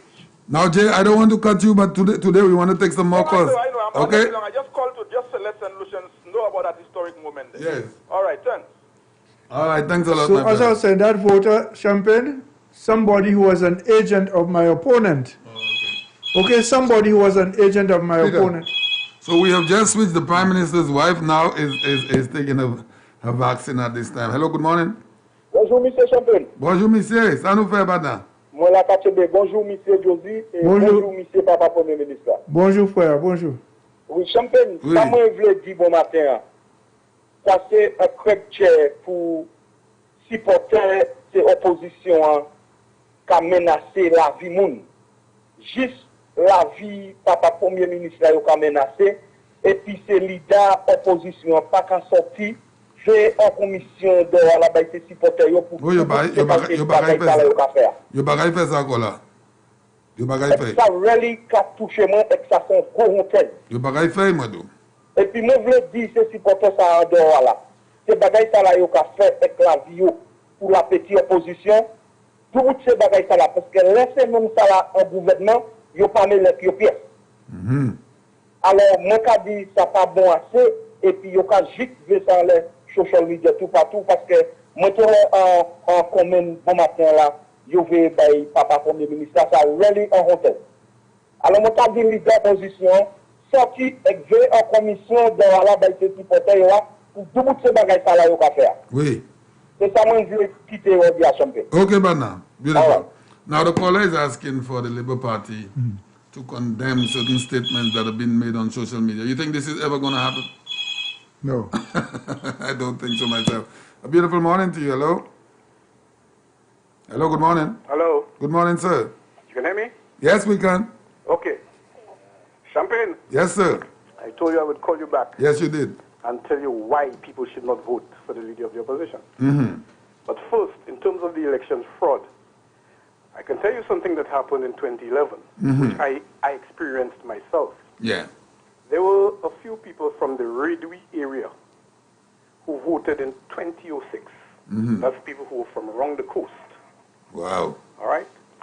They lived in Redwi. They lived in the Rodney Bay area for a while, in the housing area there, Redwi Heights, Redwi Orchard. Yes. And all of a sudden in 2011, they could not find their names on the list. 5 years later. Yep. They called me. I called the chief electoral officer at the time. I said, what kind of thing is that? Look at the list for 2006 and look at the 2011 list. He checked. He told me, I noticed. He told me, what can I do for you? I can send you a supplemental list. I tell him I'm on the road, but send it to me at the Rodney Bay supermarket. Fax it to me at the Rodney Bay supermarket. I had some ties in there. So that list was faxed to me inside there.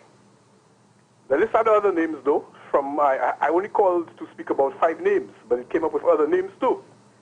So I took the list and I brought the list in the polling station. So who knows that the amount of other names that could have been padded onto that list. You understand what I mean?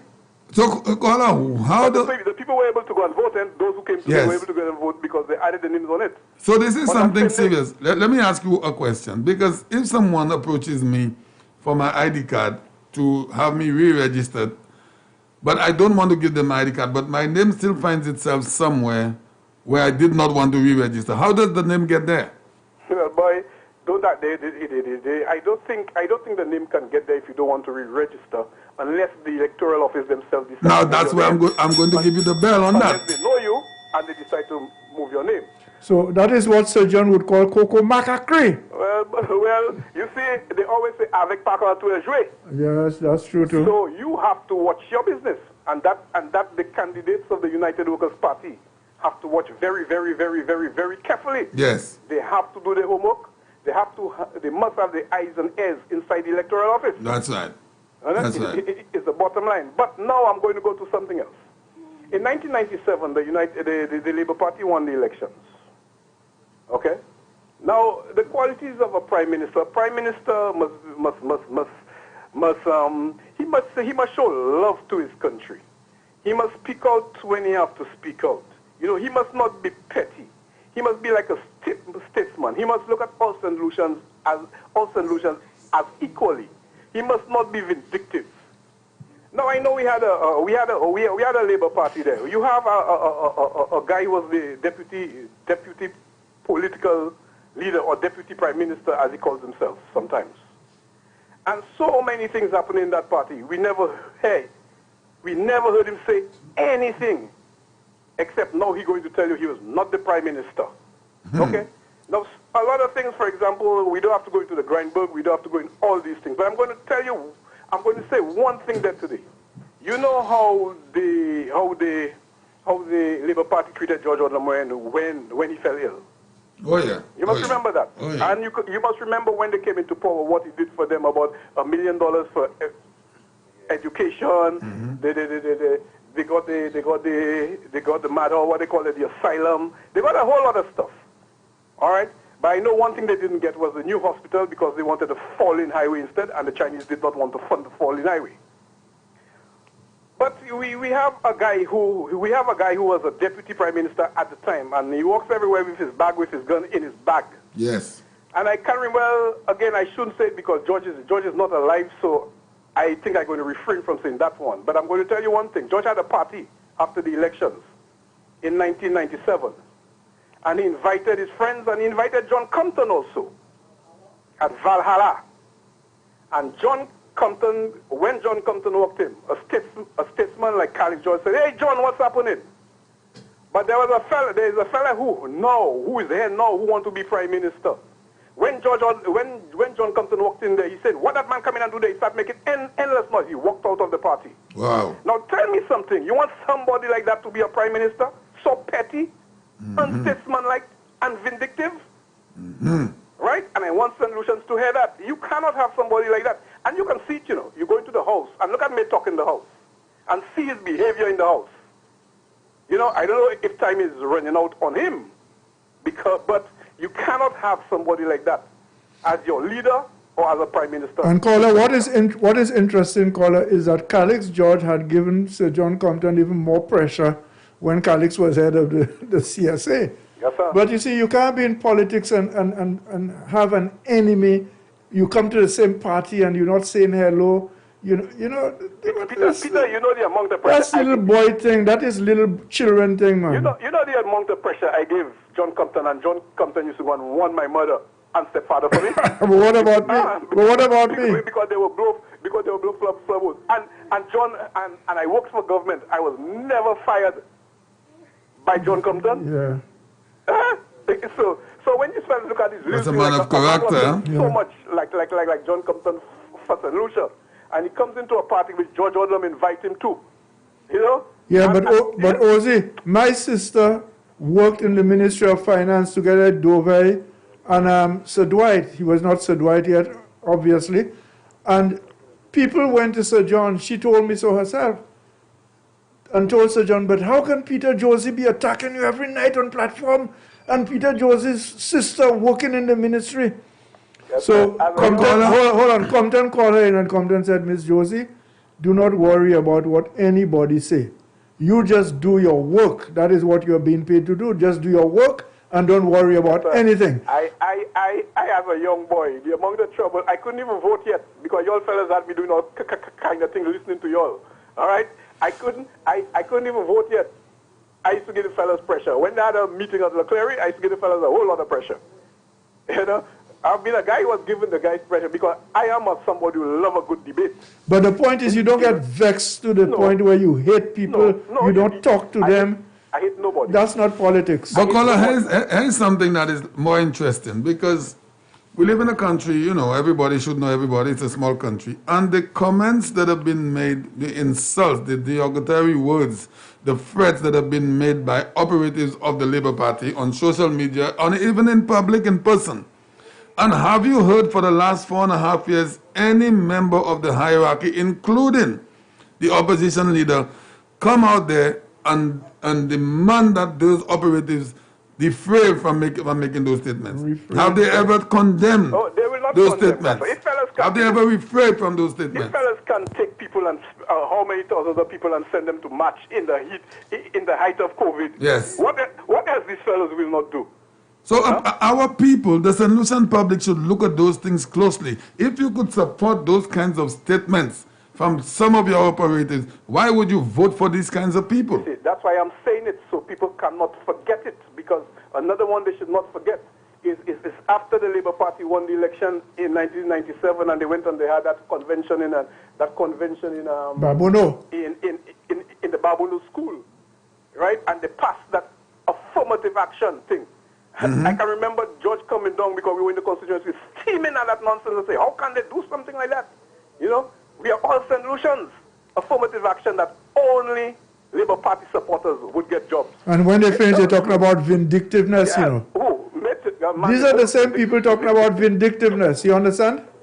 I know the vindictive fellas, because as I said, as I have told them, Oswald Augustine knows how to work, he knows how to do, he knows what to do to get work, how to work. But if any politician ever interfere with me economically because I support another party, he have to think again because I come in for him. People are making statements in regards to putting a bomb under the Honorable Guy Joseph sit in the House. The guys are sitting there with you. If that ever happens, you may lose your life in the process as the opposition member. And not one of these people have ever come out and condemned those statements. Really and we are supposed to vote for these very people? Man, I know the Labour Party too well. I know they're going to do anything to get into office. Oh, my goodness, man. All we have to do is keep on reminding the people. Champagne, you see what you say there? Watch what's happening in America today with a party that's been in power 180 years. Yes. That it could be totally fractured by what happened. The same. We're there. We hearing you. Yeah, we hearing you. We hearing you. Go ahead. We hearing you. I mean, if I ever make one of those statements on the radio here, I know the Prime Minister that is in power right now would say, Champagne, that statement you made, we do not accept that statement. A member of the party, the chairman of the United Workers' Party will say, Champagne, you made a statement and we would like for you to take it back. Not once have any one of the Labour Party hierarchies condemned those statements that have been made. The only thing I'll ever say... He who's not with you is against you. The only threat I will ever make is that if any politician interferes with my economic situation... Your bread and butter. ...deprive me of anything as a solution, yes, which I think I should have and I can afford to have, yes, I would be sorry for that politician. And that's the threat I always make and I'm going to make.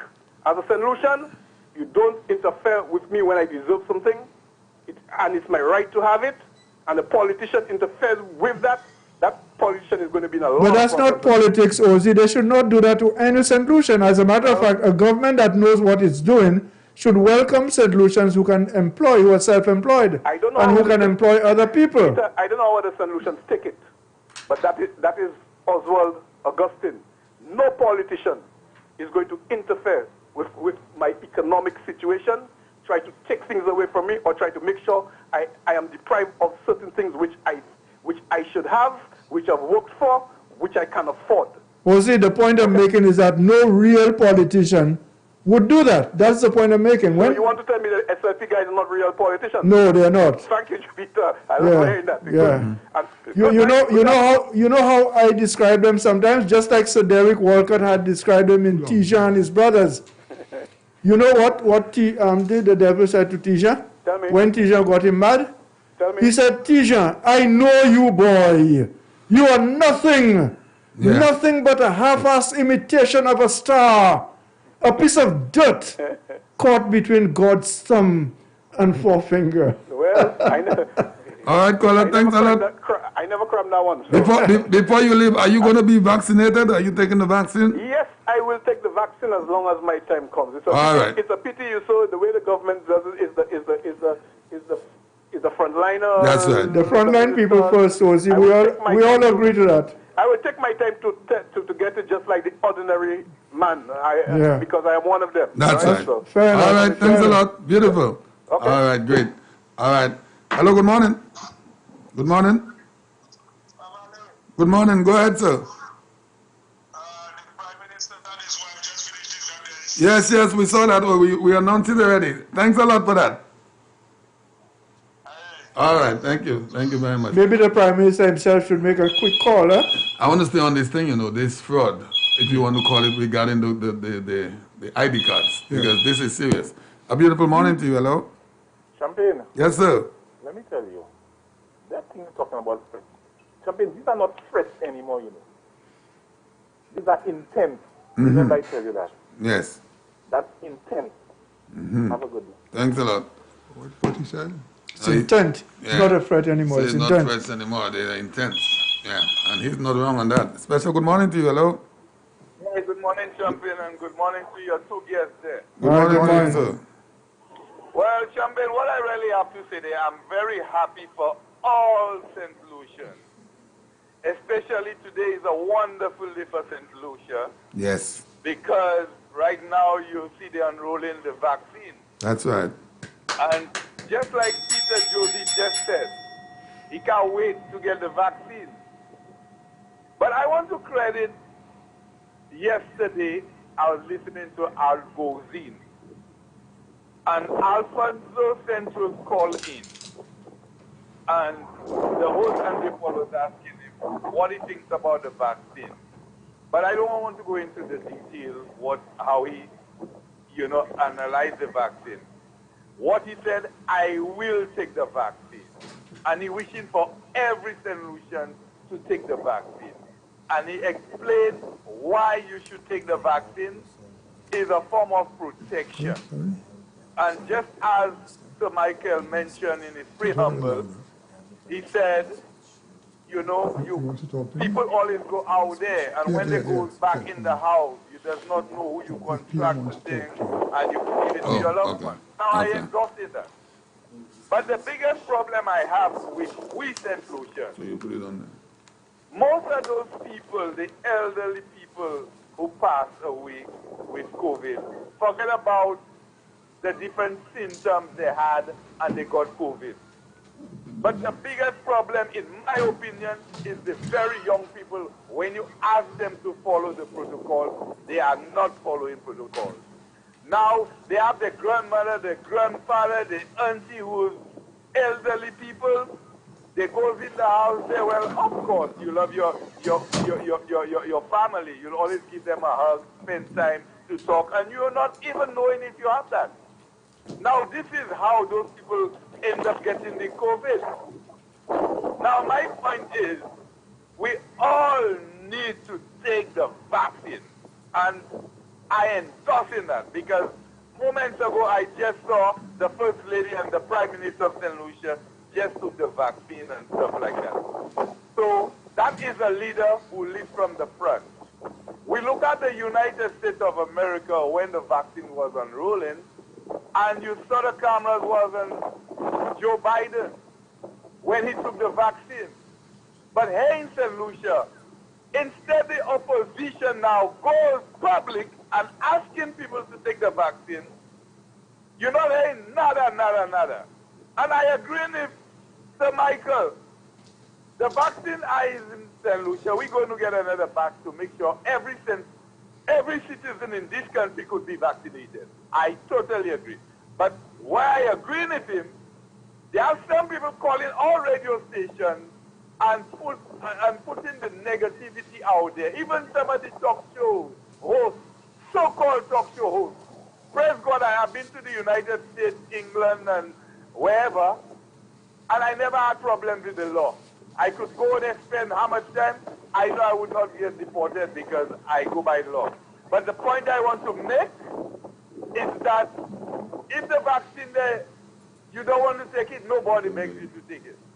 Now, in my opinion, if anybody I know, when I get my vaccination, and I know a group of people do not want to take it, I know COVID is in the air, it's going to be around for a while, I don't know why to get close to me. Now, some people might call me ignorant, but the more ignorant people in this island is the people that give in the vaccine the negative airplay, and I do not like that. So I am calling on every citizen in this country.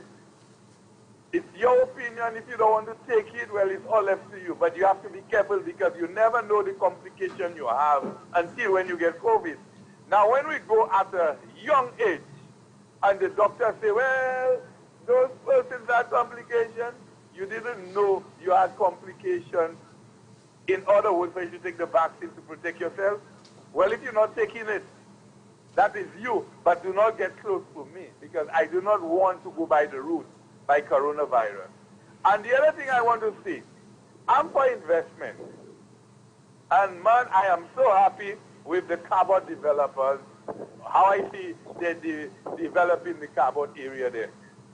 Man, a number of solutions going to get jobs. And we always cried over the years, We have over 5,000 young students leaving school. And no job. Under the St. Lucia Labour Party.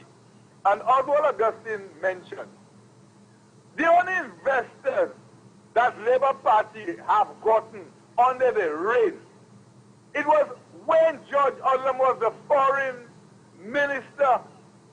Yes, he got the stadium and many more because I was a Labour Party supporter. I was in the group of George Odlum, the constituency group. And those guys, most of them for themselves, because those guys don't really care about development. The only thing they did to do man, boy, I want to go up for politics. And just, put the divisions and what have you. And in no time, guys having 50 acres of land, condos over there. And that's how those guys want to live.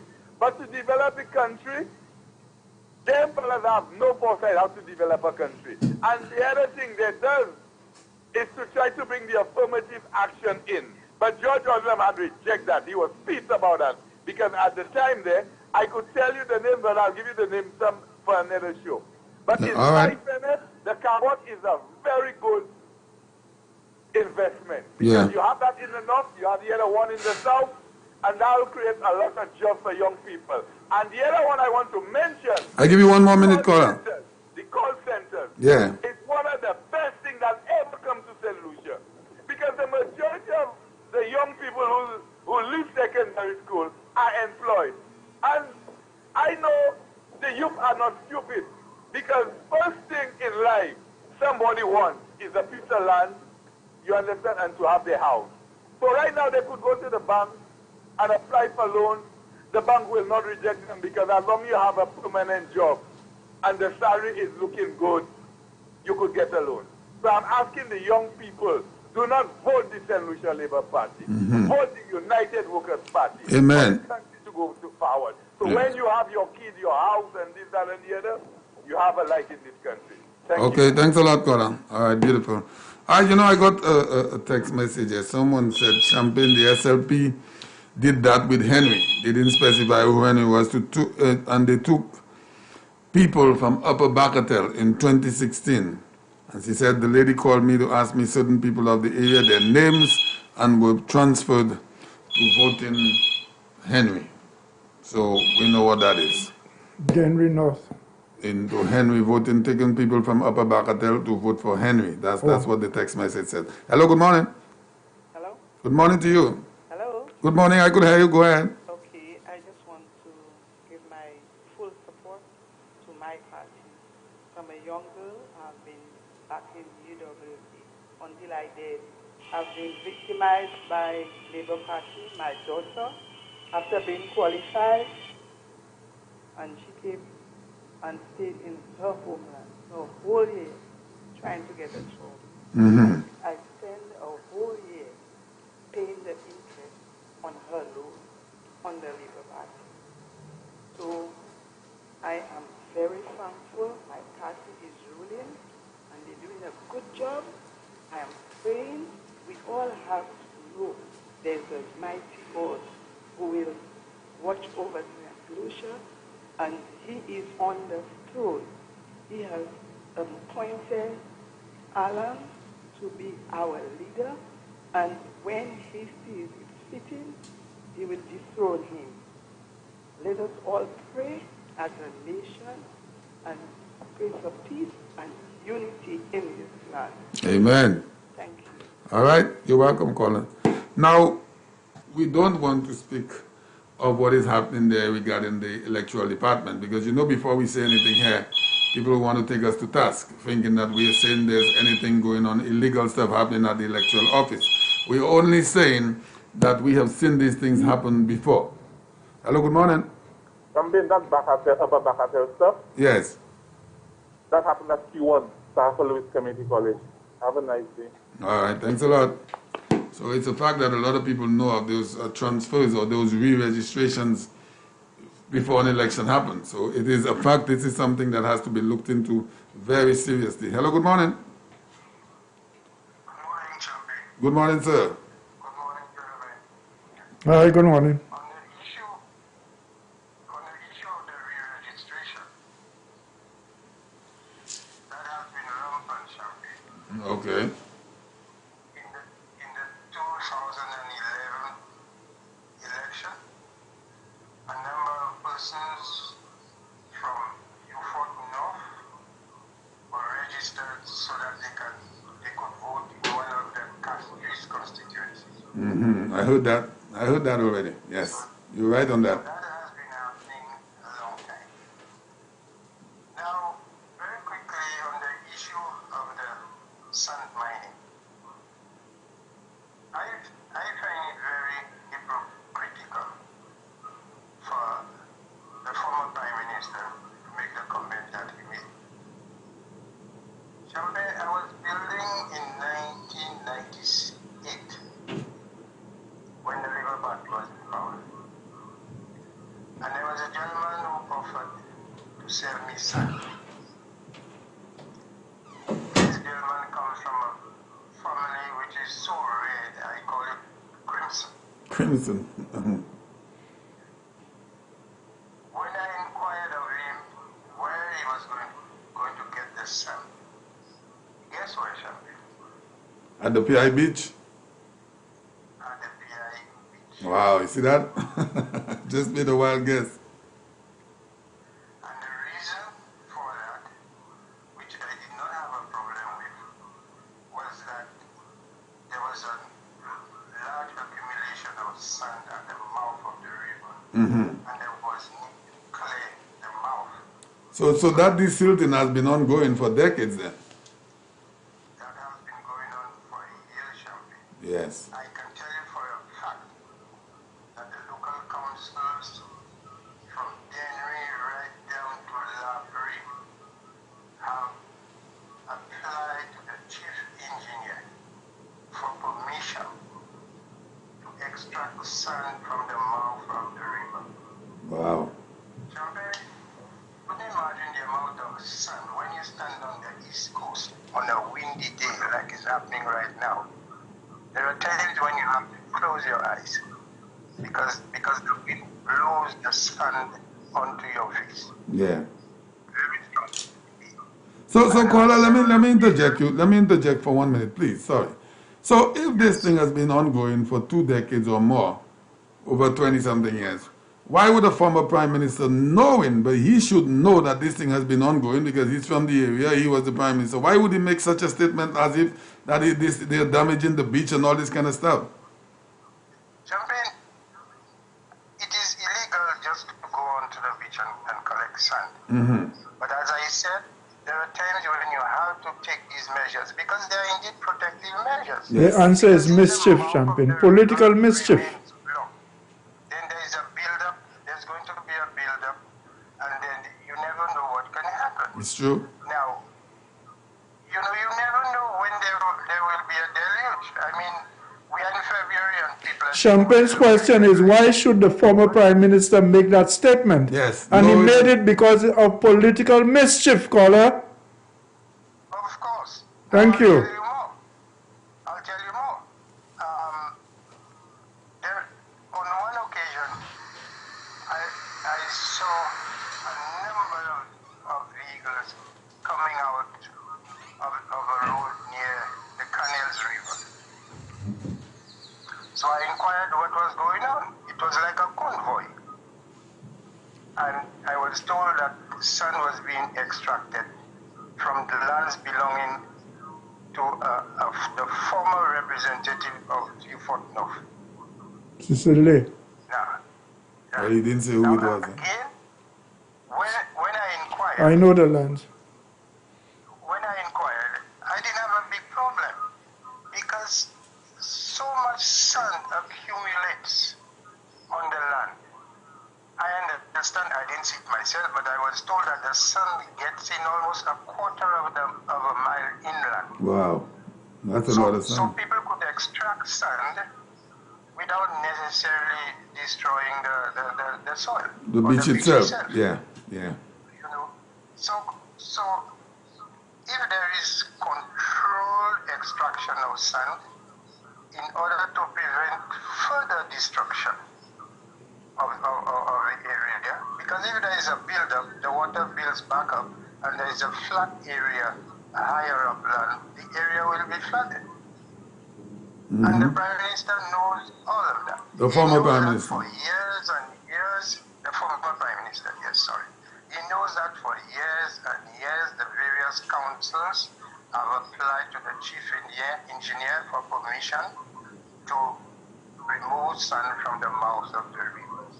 I know one of the rivers keeps changing its estuary simply because of the build-up of the sand. Right. The river has found it necessary to change its course. Change its course, yeah.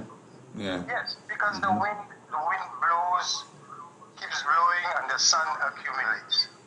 The Prime Minister knows all of this. Former. So it's really a continuation of his bluff.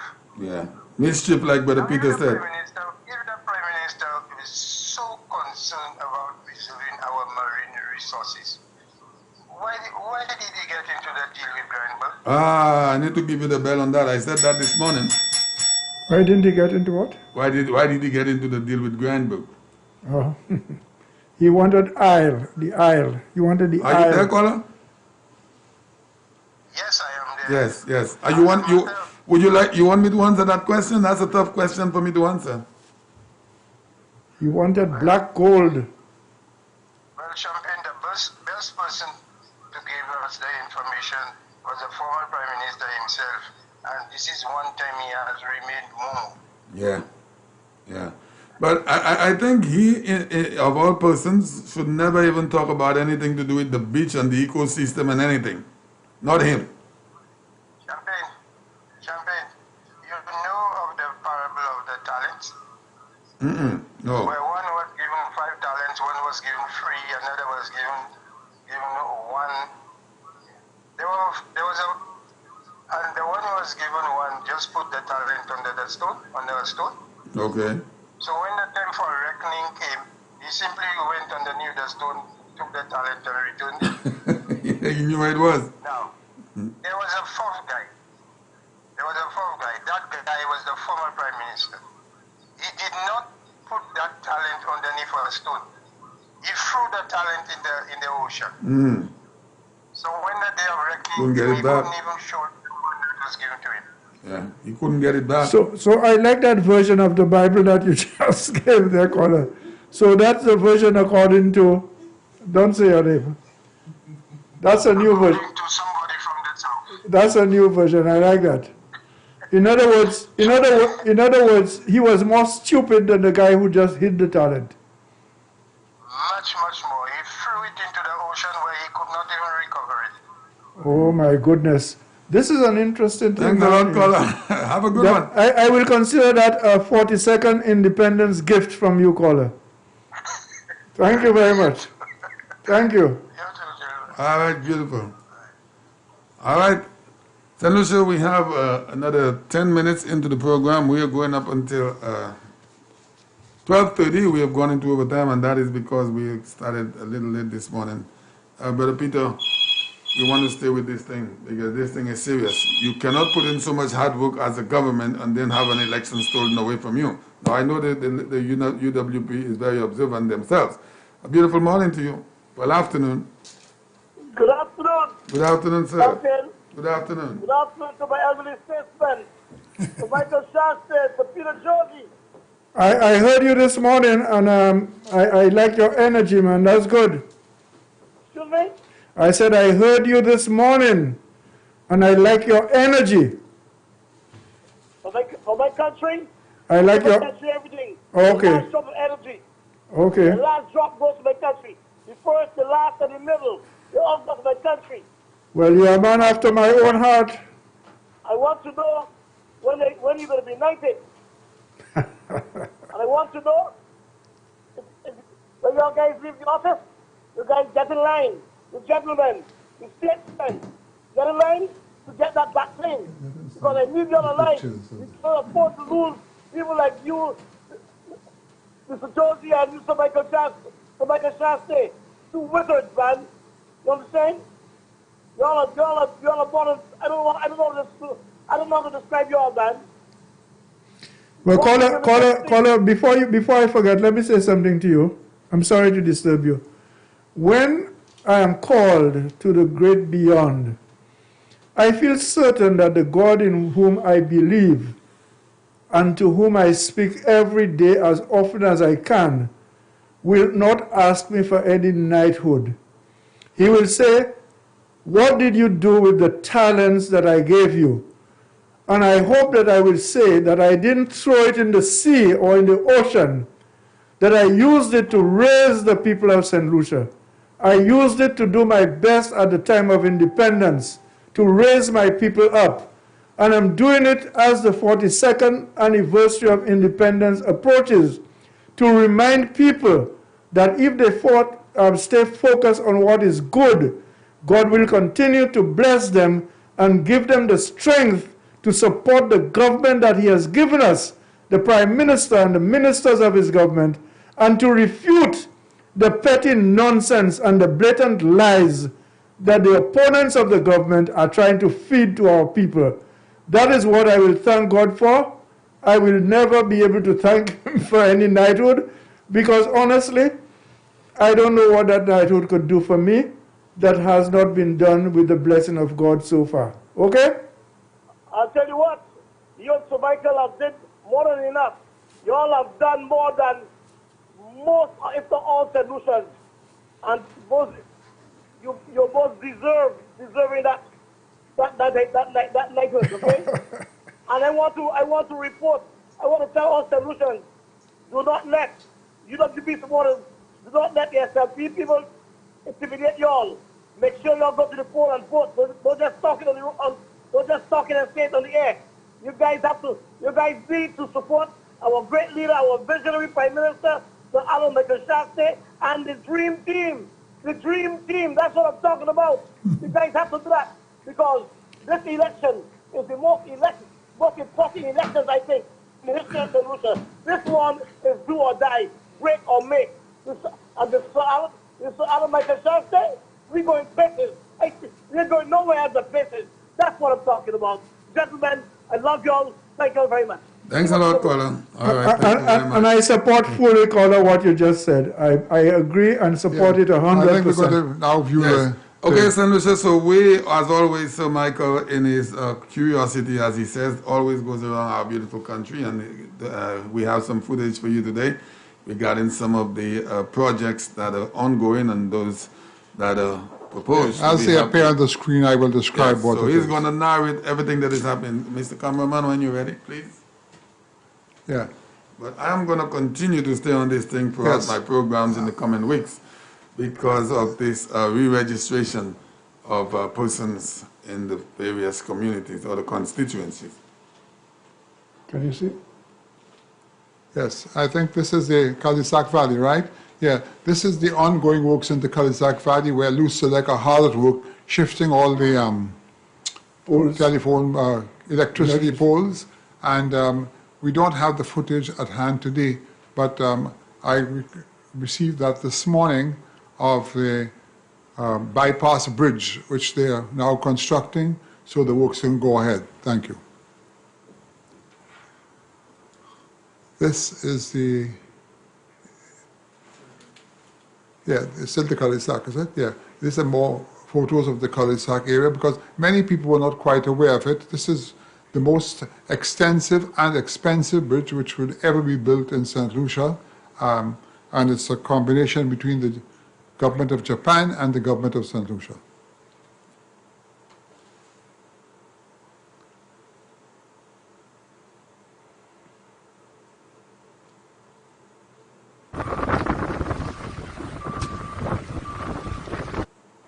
Yes, and this is the airport. Am I right? Yeah. This is the Huronora Airport terminal, which is being constructed.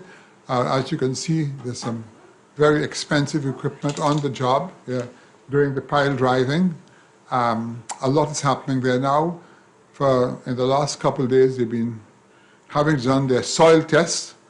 They're now starting to drive the piles, and as they will have all the soil tests on hand, it will move much faster, and hopefully we can do about, when I say we, the crew can probably put in about 10 piles a day, but that can be increased because there's further equipment coming in to hasten the pile driving.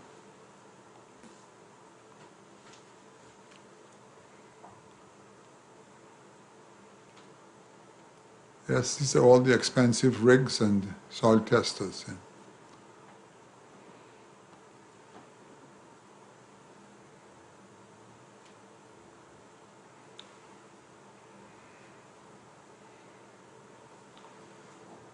So how many piles do you reckon Sir Michael would be putting in a day at least? Well, initially they're looking at about 10 per day. Per day? Yeah.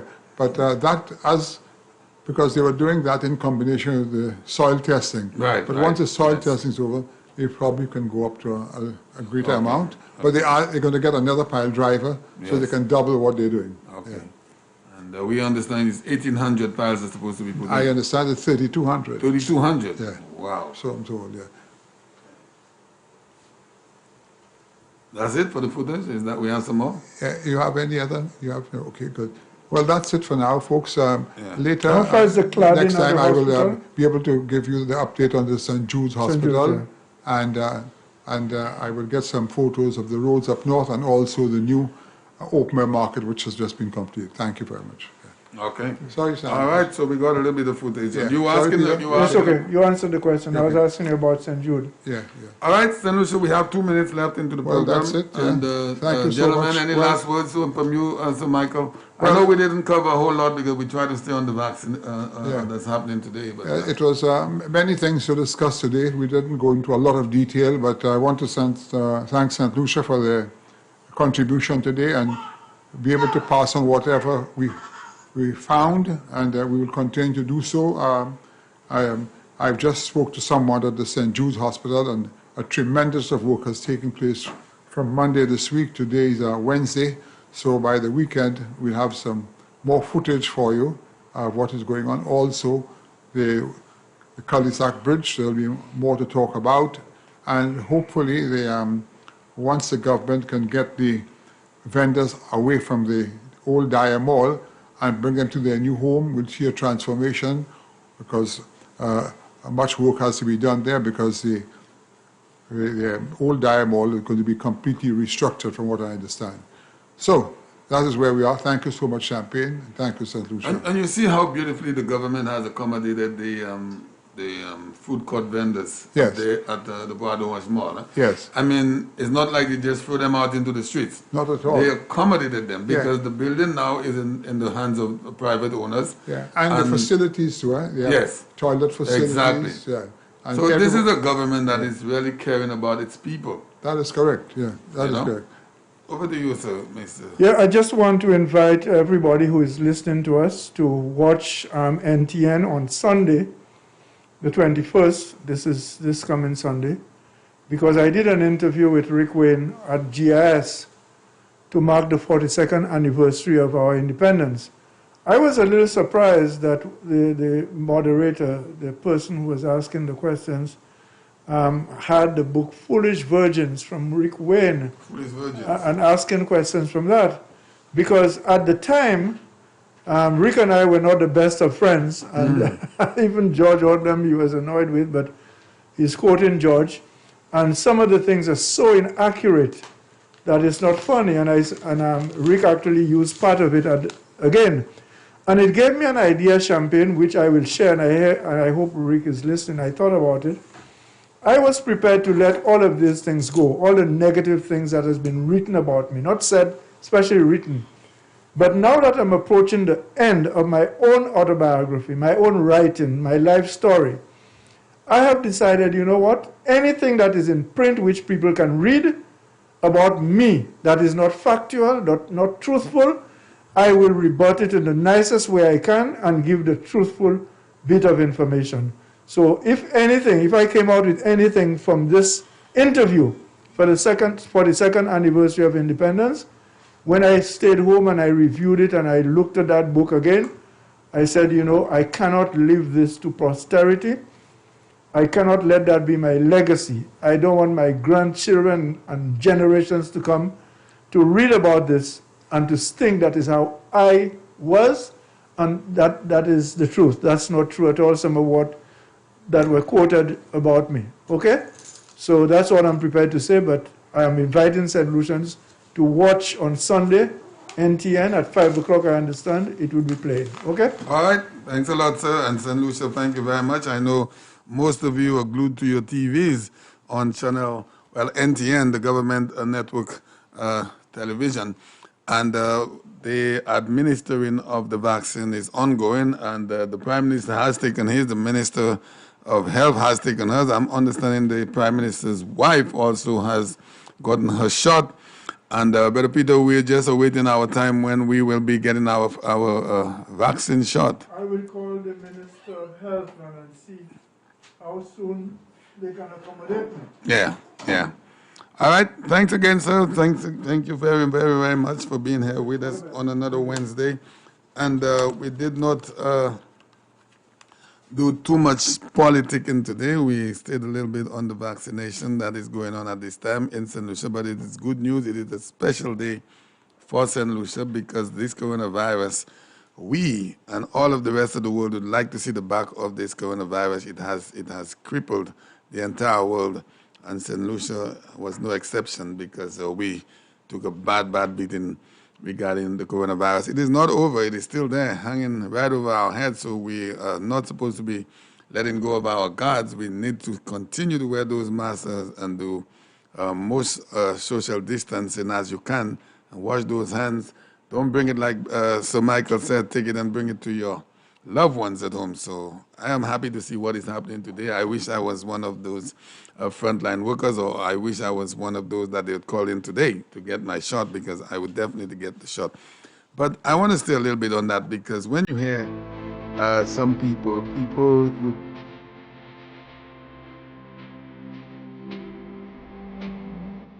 my mother sent us back. It was out of his breakfast to give us something. Still give it.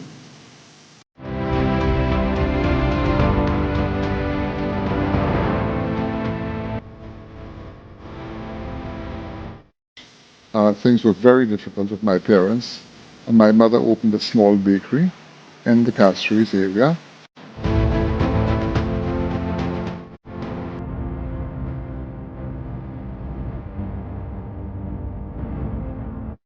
Because my father do everything he could do for me, not for himself, for me personally. And from there, when I see my from my yesterday, and I just remember my mother and my father every day, how they take it so hard to bring us up. And I seen from today there, I have 2 single children from mother. The mother asks for freedom, they don't want that freedom, you know.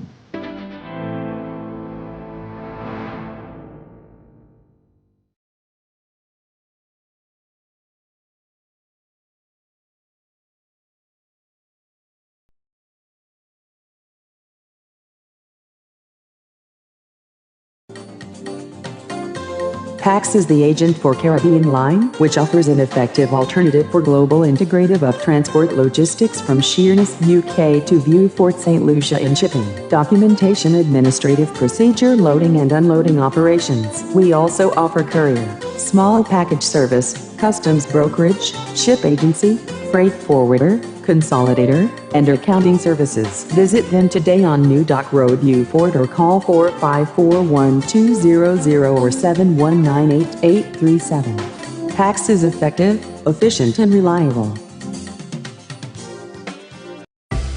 Real estate transactions are now made easy.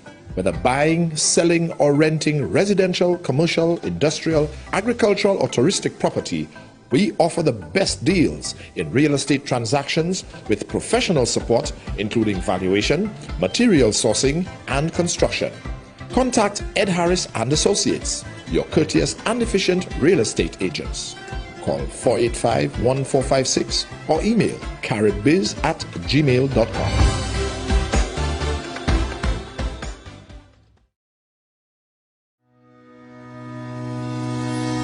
Do you need to copy or print your document? Are you in need of insurance? Are you looking for office stationery? Stop. Yes, LMP Services on Clark Lane, Vieux-Fort has all the services you need. They open Monday to Friday, 8 a.m. to 4 p.m. Or call 454-8757 or 721-8757 for affordable rates, reliable and effective customer service with a difference.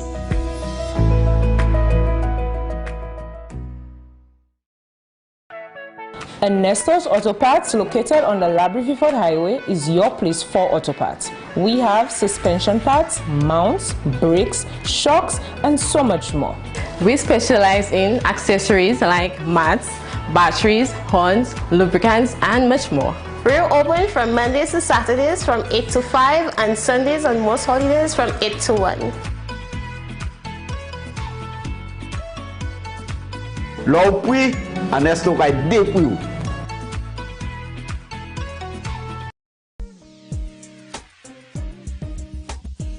What do you need to transport?